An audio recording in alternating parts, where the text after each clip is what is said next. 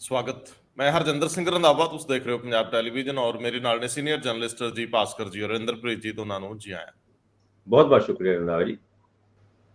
ਸਾਰਿਆਂ ਨੂੰ ਸਤਿ ਸ਼੍ਰੀ ਅਕਾਲ ਜੀ। ਜੂਨ 2023 ਚ ਬੈਠ ਕੇ 39 ਸਾਲ ਪਹਿਲਾਂ ਦੇ ਉਸ ਮੰਜ਼ਰ ਤੱਕ ਜਾਣਾ, ਉਹਦੀ ਪਹਿਲ ਤਾਜ਼ਗੀ ਨੂੰ ਮਹਿਸੂਸ ਕਰਨਾ ਸੰਭਵ ਨਹੀਂ, ਬਹੁਤ ਔਖਾ ਹੈ।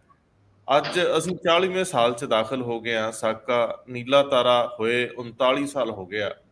ਅੱਜ ਫਿਰ ਸੱਚਖੰਡ ਸ੍ਰੀ ਦਰਬਾਰ ਸਾਹਿਬ ਦੀ ਹਦੂਦ ਵਿੱਚ ਸ੍ਰੀ ਅਕਾਲ ਤਖਤ ਸਾਹਿਬ ਦੇ ਸਾਹਮਣੇ ਉਹ ਸਮਾਗਮ ਆਯੋਜਿਤ ਕੀਤਾ ਜਾ ਰਿਹਾ ਸੀ ਤੇ ਜਿਨ੍ਹਾਂ ਲੋਕਾਂ ਨੇ ਉਹ ਦੌਰ ਹੱਡੀ ਹੰਡਾਇਆ, ਉਹਨਾਂ ਚੋਂ ਕਾਫੀ ਲੋਕ ਉੱਥੇ ਹੋਣਗੇ। ਮੈਂ ਦੇਖ ਵੀ ਰਿਹਾ ਸੀ ਸ਼੍ਰੋਮਣੀ ਕਮੇਟੀ ਦੀ ਵੈਬਸਾਈਟ ਤੋਂ।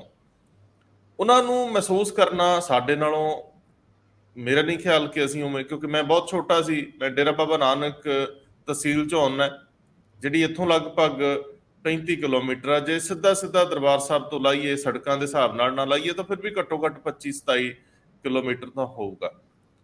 ਅਸੀਂ ਉਸ ਦੂਰੀ ਤੇ ਬੈਠ ਕੇ ਵੀ ਉਦੋਂ ਉਹ ਗੜਗੜਾਹਟ, ਉਹ ਆਵਾਜ਼ਾਂ ਸੁਣਦੇ ਸੀ, ਕਨਸੋਆਂ ਲੈਂਦੇ ਸੀ। ਬਹੁਤ ਛੋਟੇ ਸੀਗੇ, ਸਾਨੂੰ ਨਹੀਂ ਸੀ ਪਤਾ ਕਿ ਕੀ ਕੁਝ ਵਾਪਰ ਰਿਹਾ, ਪਰ ਜੋ ਵਾਪਰਿਆ ਬਹੁਤ ਘਿਨਾਉਣਾ ਹੈ। ਅੱਜ ਇੱਥੇ ਬੈਠ ਕੇ ਜੇ ਕੋਈ ਸਵਾਲ ਉਠਾਉਣਾ ਹੈ ਜਾਂ ਉਠਾਉਣਾ ਬਣਦਾ ਹੈ ਤਾਂ ਉਹ ਇਹ ਹੈ ਕਿ ਦੂਰ ਅੰਦੇਸ਼ ਆਗੂਆਂ ਦੀ ਅਣਹੋਂਦ ਦੇ ਚੱਲਦਿਆਂ ਇਹ ਹੋਣੀਆਂ ਹੰਡਾਈਆਂ ਗਈਆਂ। ਪਰ ਫਿਰ ਵੀ ਗੁਰਚਰਨ ਸਿੰਘ ਟੌਹੜਾ ਮਰਹੂਮ, ਜਿਹੜੇ ਸ਼੍ਰੋਮਣੀ ਕਮੇਟੀ ਦੇ ਸਭ ਤੋਂ ਵੱਧ ਸਮਾਂ ਪ੍ਰਧਾਨ ਰਹੇ, ਉਹਨਾਂ ਵੱਲੋਂ ਇੱਕ ਸੁਪਰੀਮ ਕੋਰਟ ਦੇ ਵਿੱਚ ਪਟੀਸ਼ਨ ਦਾਇਰ ਕੀਤੀ ਗਈ, ਜਿਹਦੇ ਵਿੱਚ 1000 ਕਰੋੜ ਰੁਪਏ ਦੇ ਹਰਜਾਨੇ ਦਾ ਕੇਸ ਦਾਇਰ ਕੀਤਾ ਗਿਆ। ਮੇਰੀ ਦਿਲਚਸਪੀ ਨਹੀਂ, ਮੇਰਾ ਕੰਸਰਨ ਹੈ ਕਿ ਆਖਰ ਉਹ 1000 ਕਰੋੜ ਰੁਪਏ ਦੇ ਕੇਸ ਦਾ ਮਨੋਰਥ ਕੀ ਸੀਗਾ ਔਰ ਹੁਣ ਉਹ ਕਿਸ ਸਟੇਜ ਤੇ ਆ। ਜਥੇਦਾਰ ਗੁਰਚਰਨ ਸਿੰਘ ਟੌਹੜਾ ਅਕਸਰ ਇਹਦੇ ਬਾਰੇ ਗੱਲ ਕਹਿੰਦੇ ਹੁੰਦੇ ਸੀ ਵੀ ਸਾਨੂੰ ਕਿਸੇ ਤੋਂ ਪੈਸੇ ਨਹੀਂ ਚਾਹੀਦੇ, ਅਸੀਂ ਇਸ ਕੇਸ ਰਾਹੀਂ ਸਟੇਟ ਨੂੰ, ਹਕੂਮਤ ਨੂੰ ਕਟਹਿਰੇ 'ਚ ਖੜਾ ਕਰਨਾ ਚਾਹੁੰਦੇ ਆ ਕਿ ਗਲਤੀ ਹੋਈ ਆ, ਜਿਹੜੀ ਅਜੇ ਤੱਕ ਕਿਸੇ ਨੇ ਮੰਨੀ ਨਹੀਂ। ਹੁਣ ਬਹੁਤ ਮੌਕਿਆਂ ਤੇ ਅਕਾਲੀ ਔਰ ਉੱਪਰ ਬੀਜੇਪੀ ਸਰਕਾਰ ਇਕੱਠੇ ਸੀ, ਸ਼੍ਰੋਮਣੀ ਕਮੇਟੀ ਵੀ ਅਕਾਲੀ ਦਲ ਕੋਲ ਸੀ, ਐਫਰਟਸ ਨਹੀਂ ਹੋਏ ਕਿਉਂਕਿ ਅਦਾਲਤ ਨੇ ਕਿਹਾ ਸੀ ਬਾਰ-ਬਾਰ ਇਹਨੂੰ ਤੁਸੀਂ ਨਿਪਟਾ ਲਓ। ਜੇਕਰ 100 ਕਰੋੜ ਵੀ ਲੈ ਲਿਆ ਜਾਂਦਾ, 50 ਕਰੋੜ ਵੀ ਲੈ ਲਿਆ ਜਾਂਦਾ, ਜਥੇਦਾਰ ਟੌਹੜਾ ਦੀ ਇੱਛਾ ਤੇ ਕੌਮ ਨੂੰ ਇੱਕ ਇਨਸਾਫ ਵਰਗੀ ਗੱਲ ਜ਼ਰੂਰ ਮਿਲਦੀ ਕਿ ਹਾਂ ਗਲਤੀ ਹੋਈ ਹੈ। ਘੱਟੋ ਘੱਟ ਅਦਾਲਤੀ ਪ੍ਰਕਿਰਿਆ ਚੋਂ ਇਹ ਸਾਬਤ ਕਰਨਾ। ਸੋ ਦੂਜਾ ਮਾਮਲਾ ਕਿ ਡਾਕਟਰ ਮਨਮੋਹਨ ਸਿੰਘ 10 ਸਾਲ ਪ੍ਰਧਾਨ ਮੰਤਰੀ ਰਹੇ ਤੇ ਇੱਥੇ ਕੈਪਟਨ ਅਮਰਿੰਦਰ ਸਿੰਘ ਵਰਗੇ ਰਹੇ। ਜੇ ਚਾਹੁੰਦੇ, ਉਹ ਵੀ ਦੌਰ ਸੀ ਜਦੋਂ ਬਾਦਲ ਸਾਹਿਬ ਦੀ ਵੀ ਡਾਕਟਰ ਮਨਮੋਹਨ ਸਿੰਘ ਨਹੀਂ ਸੀ ਮੋੜਦੇ। ਇਹ ਮਾਮਲੇ ਹੱਲ ਨਹੀਂ ਹੋਏ ਕਿਉਂ? ਆਖਰ ਕਹਿੰਦੇ ਨੇ ਕਿ 4 ਦਹਾਕਿਆਂ ਬਾਅਦ ਜ਼ਖਮ ਅੱਲੇ ਨੇ, ਰਿਸ਼ਤੇ ਨੇ, ਕੋਈ ਮਰਮ ਲਾਉਣ ਨਹੀਂ ਆਉਂਦਾ ਔਰ ਅਸੀਂ ਸਿਆਸਤਾਂ 'ਚ ਮਸ਼ਗੂਲ ਰਹਿੰਦੇ ਆ, ਇਸ ਤੋਂ ਅੱਗੇ ਅਸੀਂ ਵੱਧਦੇ ਨਹੀਂ। ਇਸ ਦਿਨ 'ਚ ਬੈਠ ਕੇ ਇਹਨੂੰ ਸਮਝਣ ਦਾ ਯਤਨ ਕਰਦੇ ਆ ਕਿ ਆਖਰ ਇਹਨੂੰ ਲਈਏ ਕਿਵੇਂ, 40 ਸਾਲਾਂ ਬਾਅਦ ਵੀ ਇਹਦਾ ਐਨਾਲਿਸਿਸ ਕਿਵੇਂ ਕਰੀਏ, ਇਹ ਪੀੜ, ਇਹ ਤਕਲੀਫ, ਇਹ ਕਿਵੇਂ ਸਮਝੀਏ। ਮੇਰਾ ਨਹੀਂ ਖਿਆਲ ਅਸੀਂ ਇਹਦਾ ਕੁਝ ਵੀ ਅੱਗੇ ਵਧਾ ਸਕਦੇ ਹਾਂ। ਪਰ ਖੈਰ, ਅੱਜ ਦੇ ਦਿਨ 'ਚ ਦੂਜੀ ਗੱਲ, ਸਿਆਸਤ ਤੇ ਜਾਣਾ ਬਣਦਾ ਹੈ। ਪ੍ਰਤਾਪ ਸਿੰਘ ਬਾਜਵਾ ਨੇ ਬਰਜਿੰਦਰ ਸਿੰਘ ਹਮਦਰਦ ਦੇ ਸੱਦੇ ਦੇ ਉੱਤੇ ਉਸ ਪ੍ਰੋਗਰਾਮ ਦੇ ਵਿੱਚ ਜਿਹੜੀ ਸਪੀਚ ਕੀਤੀ ਸੀਗੀ, ਉਹਦਾ ਪੱਧਰ ਆਮ ਬਾਜਵਾ ਦੇ ਭਾਸ਼ਣਾਂ ਨਾਲੋਂ ਹਲਕੇ ਪੱਧਰ ਦਾ ਸੀ। ਔਰ ਕੱਲ ਆਮ ਆਦਮੀ ਪਾਰਟੀ ਦੇ 20 ਤੋਂ ਵੱਧ ਵਿਧਾਇਕ ਤੇ 5 ਮੰਤਰੀ, ਉਹਨਾਂ ਨੇ ਇਸ ਗੱਲ ਨੂੰ ਪੁਆਇੰਟ ਆਊਟ ਕੀਤਾ ਔਰ ਜ਼ੋਰਦਾਰ ਹਮਲਾ ਬੋਲਿਆ। ਇਹਦੇ ਤੇ ਗੱਲ ਕਰਦੇ ਆ। ਹਾਲਾਂਕਿ ਪ੍ਰਤਾਪ ਸਿੰਘ ਬਾਜਵਾ ਨੇ ਸੋਸ਼ਲ ਮੀਡੀਆ ਅਕਾਊਂਟ ਤੇ ਆਪਣੇ ਲਿਖਤਾ ਕਿ ਮਿਲਦੇ ਆ ਜਵਾਬ ਦਿੰਨੇ ਇਹਦਾ ਪ੍ਰੈਸ ਕਲੱਬ ਚੰਡੀਗੜ੍ਹ 'ਚ। ਤੀਜੀ ਖਬਰ ਵੀ ਅਹਿਮ ਆ ਕਿ ਚੁਣਾਵੀ ਰਾਜਨੀਤੀ ਹਰੇਕ ਸੱਤਾ ਦੇ ਨਾਲ ਤੁਰਦੀ ਆ ਔਰ ਜ਼ਿਲ੍ਹਾ ਪ੍ਰੀਸ਼ਦ, ਬਲਾਕ ਸੰਮਤੀਆਂ ਅਹਿਮ ਚੋਣਾਂ ਹੁੰਦੀਆਂ ਨੇ। ਹਾਲਾਂਕਿ ਇਹ ਹੁੰਦੀਆਂ ਤਾਂ ਸੱਤਾਧਾਰੀਆਂ ਦੀਆਂ ਹੀ ਰਹੀਆਂ ਸਦਾ, ਪਰ ਕਾਰਪੋਰੇਸ਼ਨ ਦੀਆਂ, ਨਗਰ ਨਿਗਮਾਂ ਦੀਆਂ ਤੇ ਇਹ ਸਾਰੀਆਂ ਜੇ ਸਤੰਬਰ 'ਚ ਹੋਣ ਜਾ ਰਹੀਆਂ ਚੋਣਾਂ, ਇਹਦਾ ਮਤਲਬ ਹੈ ਕਿ ਸਥਾਨਕ ਸੱਤਾਧਾਰੀ ਪਾਰਟੀ ਪੰਜਾਬ ਦੀ 24 ਤੋਂ ਪਹਿਲਾਂ ਇੱਕ ਹੋਰ ਹੋਮਵਰਕ ਕਰਨਾ ਚਾਹੁੰਦੀ ਆ, ਇੱਕ ਹੋਰ ਰਿਹਰਸਲ 'ਚ ਜਾਣਾ ਚਾਹੁੰਦੀ ਆ। ਤੇ ਇਹਦੇ ਉੱਤੇ ਗੱਲ ਕਰਦੇ ਆ, ਨਤੀਸ਼ ਕੁਮਾਰ ਨੇ 12 ਵਾਲੀ ਰੈਲੀ ਪਟਨਾ ਸਾਹਿਬ ਦੀ ਨੂੰ 23 ਤੱਕ ਲਿਆਂਦਾ ਤੇ ਆਪਣੀ ਇੱਕ ਬੰਦੇ ਤੋਂ ਘਵਾਤਾ ਕਿ ਇੱਕ ਨਵੀਨਰ ਤਾਂ ਸਿਰਫ ਵਿਰੋਧੀ ਧਿਰਾਂ ਦੀ ਏਕਤਾ ਵਾਲੇ ਮੰਚ ਦੇ ਨਤੀਸ਼ ਕੁਮਾਰ ਹੀ ਹੋ ਸਕਦੇ, ਹੋਰ ਦੱਸੋ ਹੋਰ ਹੋ ਵੀ ਕੌਣ ਸਕਦਾ। ਇੱਥੇ ਇਹ ਵੀ ਦਿਲਚਸਪੀ ਹੋਊਗੀ ਕਿ ਪ੍ਰਸਤਾਵਿਤ ਰੈਲੀ ਆਮ ਆਦਮੀ ਪਾਰਟੀ ਦੀ 11 ਤਰੀਕ ਵਾਲੀ, ਕੀ ਉਹਦੇ 'ਚ ਕਾਂਗਰਸ ਸ਼ਾਮਲ ਹੋਏਗੀ ਕਿ ਨਹੀਂ। ਆਖਰ ਦੇ ਵਿੱਚ ਛੋਟੀਆਂ ਛੋਟੀਆਂ ਖਬਰਾਂ ਨੂੰ ਵੱਡੀਆਂ ਕਰਕੇ ਲੈਨੇ ਆ। ਵੈਦ ਨੂੰ ਸੱਦਿਆ ਸੀ ਵਿਜੀਲੈਂਸ ਨੇ, ਆਖਰੀ ਮੌਕਾ ਦਿੱਤਾ ਹੈ। ਬਲਬੀਰ ਸਿੰਘ ਸਿੱਧੂ ਨੂੰ ਸੱਦਿਆ ਸੀ, ਸਾਬਕਾ ਸਿਹਤ ਮੰਤਰੀ ਨੂੰ। ਇਸੇ ਤਰੀਕੇ ਨਾਲ ਜ਼ਮਾਨਤ ਅਰਜੀ ਖਾਰਜ ਹੋਈ ਹੈ ਕਿੱਕੀ ਢਿੱਲੋਂ ਦੀ। ਰਾਜਜੀਤ ਸਿੰਘ ਦੀ ਸੁਣਵਾਈ ਹੋ ਰਹੀ ਹੈ ਅਰਜੀ ਦੇ ਉੱਤੇ। ਇਹ ਸਾਰੇ ਮਾਮਲੇ ਇੱਕੋ ਇਨ ਵਨ ਗੋ ਲੈਂਦੇ ਆ। ਇੰਦਰਪ੍ਰੀਤ ਜੀ, 40 ਸਾਲ ਪਹਿਲਾਂ ਵਾਪਰੇ ਦੁਖਾਂਤ, ਕਿਉਂਕਿ ਅੱਜ ਅਸੀਂ 40ਵੇਂ ਸਾਲ 'ਚ ਦਾਖਲ ਹੋ ਗਏ ਹਾਂ, ਤੁਸੀਂ ਕਿਵੇਂ ਮਹਿਸੂਸ ਕਰ ਰਹੇ ਹੋ ਅੱਜ ਦੀ ਸਵੇਰ 'ਚ? ਜਸਟਿਸ ਡਿਲੇਡ ਜਸਟਿਸ ਡਿਨਾਈਡ ਵਾਲੀ ਜਦੋਂ ਅਸੀਂ ਗੱਲ ਕਰਦੇ ਹਾਂ ਤਾਂ ਇੱਥੇ ਤਾਂ ਪੂਰੀ ਸਾਰਥਕ ਹੀ ਹੁੰਦੀ ਆ। ਉਹ ਅਸੀਂ ਜਦੋਂ ਬਾਰ-ਬਾਰ ਇਹ ਗੱਲ ਕਈ ਵਾਰ ਪਹਿਲਾਂ ਚਾਹੇ ਕਦੇ ਆਪਰੇਸ਼ਨ ਬਲੂ ਸਟਾਰ ਦਾ ਜ਼ਿਕਰ ਹੋ ਜੇ ਤੇ ਚਾਹੇ ਦਿੱਲੀ ਦੇ ਜਾਂ ਕਾਨਪੁਰ ਦੇ 84 ਵਾਲੇ ਦੰਗੇ ਹੋਣ, ਤਾਂ ਅਸੀਂ ਇਹਨੂੰ ਅਨਫੋਰਚੂਨੇਟ ਈਅਰ ਵਜੋਂ ਦੇਖਦੇ ਹਾਂ 84 ਨੂੰ। ਕਿਉਂਕਿ 84 ਹੀ ਕਿੱਦਾਂ ਦਾ ਸੀਗਾ ਜਿਸ 'ਚ ਇਸ ਤਰ੍ਹਾਂ ਦੇ ਇਹ ਦੋ ਤਾਂ ਹੈ ਹੀ, ਇੱਕ ਭੋਪਾਲ ਗੈਸ ਕਾਂਡ ਵੀ ਇਸੇ ਦਾ ਇਹਦਾ, ਇਸ ਕਰਕੇ ਇਹਨੂੰ ਅਨਫੋਰਚੂਨੇਟ ਈਅਰ ਦੇ ਤੌਰ ਤੇ ਯਾਦ ਕਰਦੇ ਹਾਂ। ਤੇ ਦੂਜੀ ਵੱਡੀ ਇਹਦੇ 'ਚ ਗੱਲ ਜਿਹੜੀ ਤੁਸੀਂ ਸ਼ੁਰੂ 'ਚ ਹੀ ਛੇੜੀ ਕਿ 40 ਸਾਲ ਹੋ ਗਏ ਅਸੀਂ ਲਗਾਤਾਰ ਇਸ ਦੇ ਉੱਤੇ ਸਿਰਫ ਗੱਲਾਂ ਹੀ ਕਰ ਰਹੇ ਹਾਂ। ਕੋਈ ਇਨਸਾਫ ਦੀ ਤਾਂ ਹੁਣ ਮੈਨੂੰ ਲੱਗਦਾ ਕਿ ਕੋਈ ਉਹ ਰਹਿ ਨਹੀਂ ਗਈ ਹੈ, ਕਿਉਂਕਿ ਜਦ ਇਨਸਾਫ ਦੋ ਹੀ ਤਰ੍ਹਾਂ ਦਾ ਹੁੰਦਾ। ਇੱਕ ਤਾਂ ਉਹ ਜਦੋਂ ਆਪਾਂ ਨੂੰ ਕਹਿੰਦੇ ਜਿਸ ਪਾਰਟੀ ਨੇ ਪ੍ਰਤਾੜਿਤ ਕੀਤਾ ਲੋਕਾਂ ਨੂੰ ਜਾਂ ਇਹ ਕਰਵਾਇਆ ਸਾਰਾ ਉਹ, ਦੂਜਾ ਅਸੀਂ ਇਹ ਆਸ ਕਰਦੇ ਹਾਂ ਵੀ ਜੇ ਇਹਨੇ ਨਹੀਂ ਕੀਤਾ ਤਾਂ ਜਿਹੜੀਆਂ ਦੋਜੀਆਂ ਵਿਰੋਧੀ ਧਿਰਾਂ ਦੀ ਪਾਰਟੀ ਬਣੇਗੀ ਉਹ ਸਾਨੂੰ ਜ਼ਰੂਰ ਇਨਸਾਫ ਦੇ ਦੇਗੀ। ਤੇ ਉਹ ਵੀ ਅਸੀਂ ਤਾਂ ਹੁਣ ਪਿਛਲੇ 9 ਸਾਲ ਤੋਂ ਇਹ 5 ਸਾਲ ਪਹਿਲਾਂ ਵੀ ਜਾਂ ਇੱਕ 2 ਸਾਲ ਪਹਿਲਾਂ ਉਸ ਤੋਂ ਪਹਿਲਾਂ ਵੀ ਇਹ ਦੇਖ ਚੁੱਕੇ ਹਾਂ। ਤੇ ਮੈਨੂੰ ਨਹੀਂ ਲੱਗਦਾ ਕਿ ਹੁਣ ਕਿਸੇ ਹੋਰ ਤੋਂ ਸਾਨੂੰ ਇਹ ਆਸ ਕਰਨੀ ਚਾਹੀਦੀ ਹੈ। ਤੁਸੀਂ ਗੱਲ ਕੀਤੀ ਸੀ ਜਿਹੜਾ ਜਥੇਦਾਰ ਗੁਰਚਰਨ ਸਿੰਘ ਟੌਹੜਾ ਨੇ ਕੇਸ ਕੀਤਾ ਸੀ 1985 ਦੇ ਵਿੱਚ 1000 ਕਰੋੜ ਰੁਪਏ ਦੀ ਉਹ ਕੀਤੀ ਸੀ ਮੁਆਵਜ਼ੇ ਦੀ ਮੰਗ, ਤੇ ਉਹ ਹਜੇ ਵੀ ਚੱਲ ਰਿਹਾ। ਤੇ ਤੁਸੀਂ ਇਹ ਹਿਸਾਬ ਲਗਾ ਲਓ ਰੰਧਾਵਾ ਸਾਹਿਬ ਵੀ ਇੱਕ ਕੇਸ ਦਾ ਫੈਸਲਾ 40 ਸਾਲ 'ਚ ਨਹੀਂ ਹੋ ਸਕਿਆ। 40 ਸਾਲ ਹੋ ਚੁੱਕੇ, ਇਸ ਕੇਸ ਦਾ ਫੈਸਲਾ ਨਹੀਂ ਹੋਇਆ। ਕੀ ਅਗਲੇ 40 ਸਾਲ ਅਸੀਂ ਹੋਰ ਉਡੀਕ ਕਰੀਏ ਤਾਂ ਇਹ ਫੈਸਲੇ ਹੋਣਗੇ? ਬਾਰ-ਬਾਰ ਜਦੋਂ ਇਹ ਗੱਲ ਆ ਰਹੀ ਹੈ ਕਿ ਇਹਨੂੰ ਆਊਟ ਆਫ ਕੋਰਟ ਸੈਟਲ ਕਰ ਲਓ, ਸਵਾਲ ਇੱਥੇ ਪੈਸੇ ਦਾ ਤਾਂ ਹੈ ਹੀ ਨਹੀਂ। ਠੀਕ ਕਿਹਾ ਤੁਸੀਂ ਟੌਹੜਾ ਸਾਹਿਬ, ਕਈ ਵਾਰ ਇੱਥੇ ਵੀ ਜਦੋਂ ਪ੍ਰੈਸ ਕਾਨਫਰੰਸ ਵਗੈਰਾ ਕਰਦੇ ਸੀ ਤਾਂ ਜਦੋਂ ਵੀ ਇਸ ਗੱਲ ਦਾ ਜ਼ਿਕਰ ਆ ਜਾਂਦਾ ਸੀ ਉਹ ਕਹਿੰਦੇ ਹੁੰਦੇ ਸੀਗੇ ਕਿ ਪੈਸੇ ਦਾ ਤਾਂ ਸਵਾਲ ਹੀ ਨਹੀਂ ਹੈ। ਸਵਾਲ ਤਾਂ ਸੱਤਾਧਾਰੀ ਦਲ ਜਿਹੜਾ ਹੈਗਾ ਕਾਂਗਰਸ, ਉਦੋਂ ਕਿਉਂਕਿ ਕਾਂਗਰਸ ਦੀ ਸਰਕਾਰ ਸੀ, ਉਹਨੂੰ ਕਟਹਿਰੇ 'ਚ ਖੜਾ ਕਰਨਾ ਹੈ ਕਿ ਉਹ ਮੰਨੇ ਕਿ ਹਾਂ ਉਸ ਤੋਂ ਗਲਤੀ ਹੋਈ ਹੈ। ਤੇ ਤੁਸੀਂ ਦੇਖੋ ਵੀ ਉਹ ਕਦੇ ਵੀ ਨਹੀਂ ਮੰਨੀ ਗਈ। ਈਵਨ ਜਦੋਂ ਨਾਨਾਵਤੀ ਕਮਿਸ਼ਨ ਦੀ ਰਿਪੋਰਟ ਆਈ ਸੀ, ਉਹ ਆਈ ਸੀਗੀ ਦੰਗਿਆਂ ਨੂੰ ਲੈ ਕੇ, ਜਿਹੜੇ 84 ਦੇ ਨਵੰਬਰ ਦੇ ਦੰਗੇ ਹੋਏ ਸੀ, ਉਦੋਂ ਵੀ ਡਾਕਟਰ ਮਨਮੋਹਨ ਸਿੰਘ ਨੇ ਖੇਦ ਜਤਾਇਆ ਸੀ ਕਿ ਇਹ ਜੋ ਹੋਇਆ ਇਹ ਸਾਨੂੰ ਭੁੱਲ ਜਾਣਾ ਚਾਹੀਦਾ। ਮੈਂ ਪਹਿਲਾਂ ਵੀ ਇੱਕ ਵਾਰੀ ਇਸੇ ਪ੍ਰੋਗਰਾਮ 'ਚ ਜ਼ਿਕਰ ਕੀਤਾ ਸੀ ਵੀ ਉਹਨਾਂ ਨੇ ਕਿਹਾ ਕਿ ਇਹ ਸਾਨੂੰ ਭੁੱਲ ਜਾਣਾ ਚਾਹੀਦਾ। ਤੇ ਡਾਕਟਰ ਸਾਹਿਬ ਨੂੰ ਇੱਕ ਮੇਰਾ ਸਿਰਫ ਉਹੀ ਸਵਾਲ ਬਾਰ-ਬਾਰ ਹਮੇਸ਼ਾ ਹੀ ਇਸ ਪਲੇਟਫਾਰਮ ਤੋਂ ਜਾਂ ਕਿਸੇ ਵੀ ਪਲੇਟਫਾਰਮ ਤੋਂ ਇਹੀ ਰਹਿੰਦਾ ਕਿ ਇਕੱਲੇ ਸਿੱਖ ਹੀ ਕਿਉਂ ਭੁੱਲ ਜਾਣ, ਜਿਹੜੀ ਸੱਤਾਧਾਰੀ ਦਲ ਨੇ ਉਹ ਕਿਉਂ ਨਹੀਂ ਭੁੱਲਦੇ ਕਿ ਹਾਂ ਵੀ ਸਾਨੂੰ ਵੀ ਇਹ ਪੋਲੀਟੀਕਲ ਲੜਾਈ ਸੀ, ਉਹ ਅੱਗੇ ਵੱਧ ਗਈ ਤੇ ਹੁਣ ਜਿਹੜਾ ਜੋ ਕੁਝ ਵੀ ਪਿੱਛੇ ਹੋ ਗਿਆ ਉਹ ਸਾਰਾ ਭੁੱਲ ਜਾਓ ਤੇ ਆਪਾਂ ਅੱਗੇ ਵਧੀਏ। ਹਜੇ ਵੀ ਜਿਹੜੇ ਇਸੇ ਦੌਰ ਦੇ ਜਿਹੜੇ ਲੋਕ ਨੇ ਪੀੜਿਤ ਨੇ ਉਹ ਮਤਲਬ ਕਿਸੇ ਹੋਰ ਤਰ੍ਹਾਂ ਨਾਲ ਇਨਸਾਫ ਲੈਣ ਲਈ ਉਹਨਾਂ ਨੇ ਆਪਣਾ ਹਥਿਆਰਬੰਦ ਮੁਹਿੰਮਾਂ ਸ਼ੁਰੂ ਕੀਤੀਆਂ। ਉਹ ਲੋਕ ਅੱਜ ਵੀ 40 35 ਸਾਲ ਤੋਂ ਜੇਲ੍ਹਾਂ 'ਚ ਬੰਦ ਨੇ। ਫਿਰ ਉਹ ਕਿਉਂ ਨਹੀਂ ਭੁਲਾਏ ਜਾ ਸਕਦੇ? ਉਹਨਾਂ ਨੂੰ ਵੀ ਭੁਲਾਇਆ ਜਾਣਾ ਚਾਹੀਦਾ। ਸੋ ਇਸ ਤਰ੍ਹਾਂ ਦੀ ਜਿਹੜੀ ਮੈਂ, ਕਿਉਂਕਿ ਹੁਣ ਜਿਹੜਾ ਤੁਸੀਂ ਕੀਤਾ ਵੀ ਮੈਂ ਮਹਿਸੂਸ ਕੀ ਕਰਦਾ, ਕਿਉਂਕਿ ਅਸੀਂ ਇਸ ਦੌਰ ਦੇ ਪੀੜਿਤ ਲੋਕ ਹਾਂ। ਹੋ ਸਕਦਾ ਸਾਡੀ ਤੋਂ ਬਾਅਦ ਵਾਲੀ ਜਨਰੇਸ਼ਨ ਨੂੰ ਇਸ ਸੰਤਾਪ ਦਾ ਕੋਈ ਉਹ ਨਾ ਲੱਗੇ, ਤੇਜ ਨਾ ਲੱਗੇ, ਲੇਕਿਨ ਅਸੀਂ ਤਾਂ ਉਹ ਸੰਤਾਪ ਝੇਲਿਆ ਹੋਇਆ। ਇਸ ਕਰਕੇ ਪਰ ਮੈਂ ਇਸ ਗੱਲ ਨੂੰ ਮੰਨਦਾ ਕਿ ਹੁਣ ਕੋਈ ਆਸ ਨਹੀਂ ਕਿ ਸਾਨੂੰ ਕੋਈ ਇਨਸਾਫ ਮਿਲੇਗਾ। ਇਸ ਕਰਕੇ ਜਿਸ ਤਰ੍ਹਾਂ ਦੀ ਚੱਲ ਰਹੀ ਹੈ ਜ਼ਿੰਦਗੀ ਉਸੇ ਤਰ੍ਹਾਂ ਦੀ ਹੀ ਚੱਲਦੀ ਰਹੇਗੀ, ਬਲਕਿ ਸ਼ਾਇਦ ਹੋਰ ਪ੍ਰਤਾੜਿਤ ਹੀ ਕੀਤਾ ਜਾਏ। ਇਨਸਾਫ ਦੀ ਤਾਂ ਮੈਨੂੰ ਕੋਈ ਆਸ ਨਜ਼ਰ ਨਹੀਂ ਆ ਰਹੀ। ਇੰਦਰਪ੍ਰੀਤ ਜੀ, ਕਾਨਪੁਰ ਦੇ ਉਸ ਕਤਲੇਆਮ ਦੇ ਵਿੱਚੋਂ ਬਚ ਕੇ ਆਉਣ ਵਾਲੇ ਪਰਿਵਾਰ ਦੇ ਵਿੱਚ ਖੁਸ਼ਕਿਸਮਤੀ ਨਾਲ ਬਚ ਕੇ ਆਉਣ ਵਾਲਾ ਪਰਿਵਾਰ ਹੈ ਔਰ ਇਹਨਾਂ ਨੇ ਉਹ ਦਰਦ ਹੰਢਾਏ ਨੇ। ਇਹ ਦੋ ਗੱਲਾਂ ਮੈਂ ਇੰਦਰਪ੍ਰੀਤ ਜੀ ਦੀਆਂ ਨੂੰ ਦਰੁਸਤ ਕਰਨਾ ਚਾਹੂੰਗਾ। ਇੱਕ ਤਾਂ ਜਿਹੜਾ ਭੋਪਾਲ ਗੈਸ ਕਾਂਡ ਨੂੰ ਇਹਦੇ ਨਾਲ ਤਸ਼ਬੀਹ ਨਹੀਂ ਦਿੱਤੀ ਜਾ ਸਕਦੀ, ਇਹਦੇ ਨਾਲ ਜੋੜਿਆ ਨਹੀਂ ਜਾ ਸਕਦਾ। ਉਹ ਦਰਦ ਵੱਖਰੇ ਨੇ, ਇਹ ਦਰਦ ਵੱਖਰੇ ਨੇ।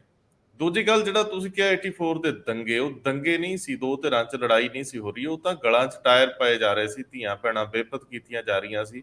ਕਤਲੇਆਮ ਵਨ ਸਾਈਡਡ ਸੀ, ਉਹਨੂੰ ਕਤਲੇਆਮ ਹੀ ਕਿਹਾ ਜਾ ਸਕਦਾ, ਜੈਨੋਸਾਈਡ ਹੀ ਕਿਹਾ ਜਾ ਸਕਦਾ। ਮੈਂ ਕਿਉਂਕਿ ਸਿੱਖ ਹੈ ਤੇ ਸ਼ਾਇਦ ਮੇਰੀ ਪੀੜ ਵੀ ਉਨੀ ਨਹੀਂ, ਕਿਉਂਕਿ ਮੈਂ ਪਾਰਟਿਸਿਪੇਟ ਨਹੀਂ ਸੀ ਕਰ ਰਿਹਾ ਉਸ ਵੇਲੇ, ਸਿਰਫ ਸਮਝ ਰਹੇ ਹਾਂ, ਔਰ ਲਿਟਰੇਚਰ ਦੇ ਨਾਲ ਨਾਲ ਉਹਨਾਂ ਲੋਕਾਂ ਤੋਂ ਸੁਣ ਕੇ ਅਸੀਂ ਉਹਨੂੰ ਪੀੜ ਨੂੰ ਮਹਿਸੂਸ ਕਰਦੇ ਹਾਂ। ਖੈਰ, ਇਹਦੇ ਉੱਤੇ ਸਰਕਾਰ ਜੇਕਰ ਚਾਹੁੰਦੀ, ਕੋਈ ਵੀ ਕੇਂਦਰ ਦੀ ਸਰਕਾਰ, ਹੁਣ ਮੋਦੀ ਸਾਹਿਬ ਕਹਿੰਦੇ ਨੇ ਕਿ ਉਹ ਬੜੇ ਫੈਸਲਾ ਲੈਣ ਲਈ ਜਾਣੇ ਜਾਂਦੇ ਆ, ਜੇਕਰ ਪੰਜਾਬ ਨੇ ਇਸ ਵੇਲੇ ਜਿੰਨਾ ਵੀ ਉਹਦੀਆਂ ਮੁਸ਼ਕਲਾਂ ਨੇ, ਉਹਦੀ ਜੜ ਦੇ ਵਿੱਚ 84 ਪਿਆ।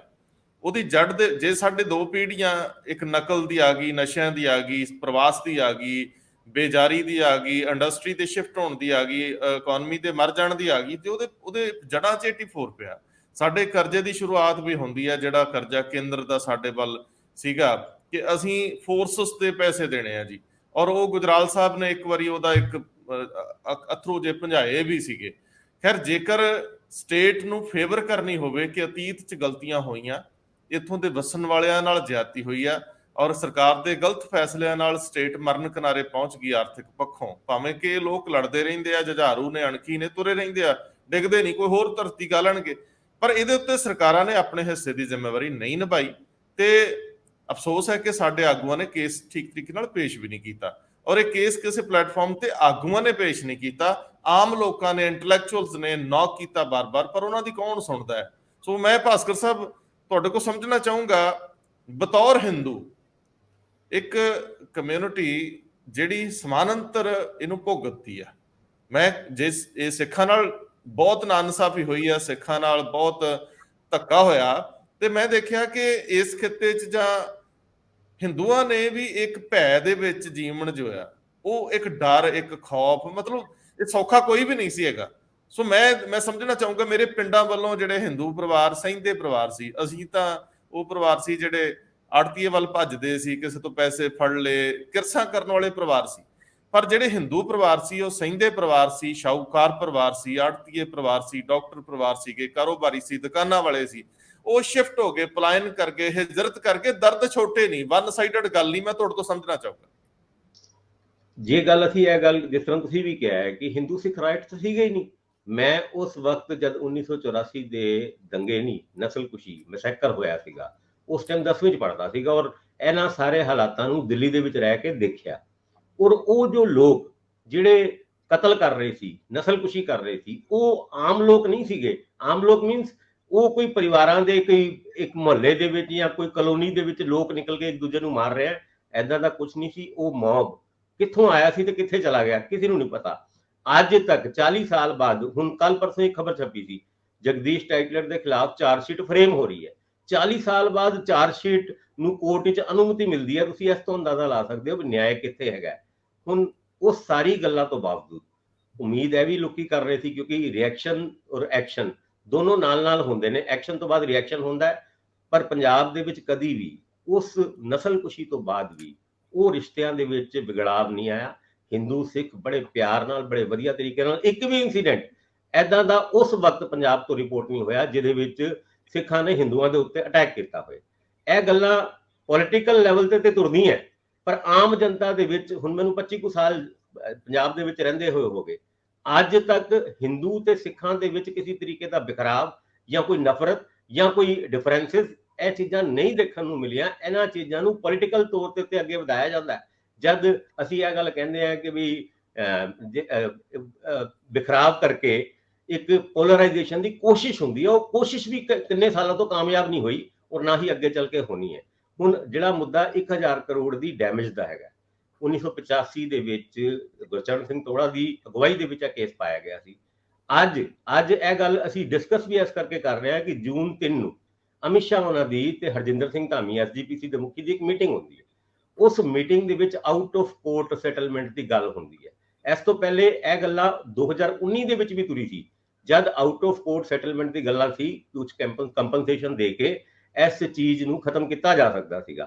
ਉਸ ਟਾਈਮ SGPC ਦੇ ਮੁਖੀ ਜਾਂ SGPC ਦੇ ਜਿਹੜੇ ਲੀਡਰ ਸੀ ਉਹ ਮੰਨ ਵੀ ਗਏ ਸੀ, ਪਰ ਲੋਕਾਂ ਦਾ ਰਿਐਕਸ਼ਨ, ਸਿੱਖਾਂ ਦਾ ਰਿਐਕਸ਼ਨ ਇਸ ਮੁੱਦੇ ਦੇ ਉੱਤੇ ਕਿਸੇ ਵੀ ਤਰੀਕੇ ਦਾ ਕੰਪਰੋਮਾਈਜ਼ ਜਾਂ ਡੀਲ ਕਰਨ ਦੇ ਖਿਲਾਫ ਸੀਗਾ, ਕਿਉਂਕਿ ਇਹ ਲੋਕਾਂ ਦੀ ਆਈਡੀਓਲੋਜੀ ਨਾਲ, ਇੱਕ ਧਰਮ ਨਾਲ, ਉਹ ਇੱਕ ਭਾਵਨਾਵਾਂ ਨਾਲ ਜੁੜਿਆ ਹੋਇਆ ਮੁੱਦਾ ਸੀਗਾ। ਇਹਦੇ ਵਿੱਚ ਸਰਕਾਰ ਜਦ ਤੱਕ ਆਪਣੀ ਗਲਤੀ ਨਹੀਂ ਮੰਨਦੀ, ਸਰਕਾਰ ਇਸ ਗੱਲ ਨੂੰ ਔਨ ਰਿਕਾਰਡ ਇਹ ਗੱਲ ਨਹੀਂ ਕਹਿੰਦੀ ਕਿ ਜੋ ਕੁਝ 1984 ਦੇ ਵਿੱਚ ਹੋਇਆ ਸੀ ਆਪਰੇਸ਼ਨ ਬਲੂ ਸਟਾਰ, ਉਹ ਸਰਕਾਰ ਦੀ ਗਲਤੀ ਸੀ।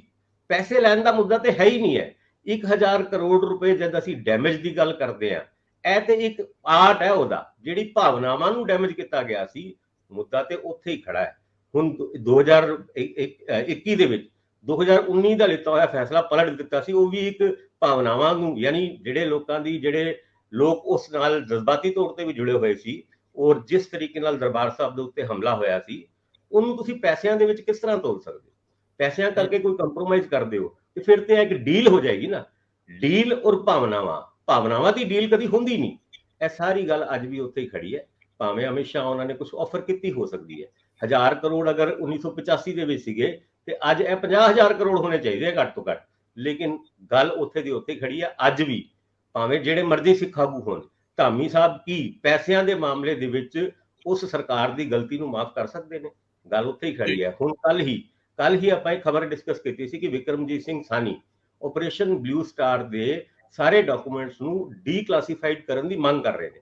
ਉਹ ਡੀਕਲਾਸੀਫਾਈਡ ਦੀ ਮੰਗ ਦੇ ਰਾਹੀਂ ਮੈਨੂੰ ਇਹ ਲੱਗਦਾ ਜਿਸ ਮੁੱਦੇ ਨੂੰ ਕੋਰਟ ਦੇ ਵਿੱਚ 1000 ਕਰੋੜ ਦੀ ਡੈਮੇਜ ਨੂੰ ਮੰਗ ਕੇ ਡਿਸਕਸ ਕੀਤਾ ਜਾਂਦਾ ਹੈ, ਅਗਰ ਉਹ ਡਾਕੂਮੈਂਟ ਡੀਕਲਾਸੀਫਾਈਡ ਹੋ ਜਾਣ ਤੇ ਬਹੁਤ ਸਾਰੇ ਗੱਲਾਂ ਜਿਹੜੀ ਹਜੇ ਤੱਕ ਲੋਕਾਂ ਦੇ ਸਾਹਮਣੇ ਨਹੀਂ ਆਈਆਂ ਉਹ ਬਾਹਰ ਆਣਗੀਆਂ। ਕਿਹਦੀ ਗਲਤੀ ਸੀ, ਕਿੰਨੇ ਕੀ ਕੀਤਾ, ਉਹ ਵੀ ਖਾਸ ਕਰਕੇ ਤਦ ਜਦ ਅਡਵਾਨੀ ਸਾਹਿਬ ਆਪਣੀ ਕਿਤਾਬ ਦੇ ਵਿੱਚ ਚੇਚੇ ਤੌਰ ਤੇ ਇਹ ਗੱਲ ਲਿਖਦੇ ਨੇ, ਮਾਈ ਕੰਟਰੀ ਮਾਈ ਲਾਈਫ, ਕਿ ਇੰਦਰਾ ਗਾਂਧੀ ਉਸ ਵਕਤ ਦੀ ਪ੍ਰਾਈਮ ਮਿਨਿਸਟਰ, ਉਹ ਦਰਬਾਰ ਸਾਹਿਬ ਦੇ ਵਿੱਚ ਫੋਰਸੀਬਲੀ ਐਂਟਰੀ ਨਹੀਂ ਕਰਨਾ ਚਾਹੁੰਦੀ ਸੀ। ਉਹ ਤੇ ਬੀਜੇਪੀ ਸੀ ਜਿਨ੍ਹਾਂ ਨੇ ਇੰਦਰਾ ਗਾਂਧੀ ਨੂੰ ਫੋਰਸ ਕੀਤਾ ਕਿ ਤੁਸੀਂ ਦਰਬਾਰ ਸਾਹਿਬ ਦੇ ਵਿੱਚ ਜਾ ਕੇ ਇਹਨੂੰ ਅੱਤਵਾਦੀਆਂ ਦੇ ਕਬਜ਼ੇ ਤੋਂ ਛੁਡਾਓ। ਔਰ ਅੱਜ ਤੋਂ ਅਗਲੇ ਪੇਜ ਦੇ ਵਿੱਚ ਹੀ ਉਹ ਅਕਾਲੀ ਦਲ ਨੂੰ ਇੱਕ ਸੈਪਰੇਟਿਸਟ ਫੋਰਸ ਵੀ ਕਹਿੰਦੇ ਨੇ। ਅਨੰਦਪੁਰ ਸੂਬੇ ਦਾ ਰੈਜ਼ੋਲੂਸ਼ਨ ਸੀਗਾ, ਉਹਨੂੰ ਵੀ ਇੱਕ ਸੈਪਰੇਟਿਸਟ ਡਾਕੂਮੈਂਟ ਕਹਿੰਦੇ ਨੇ।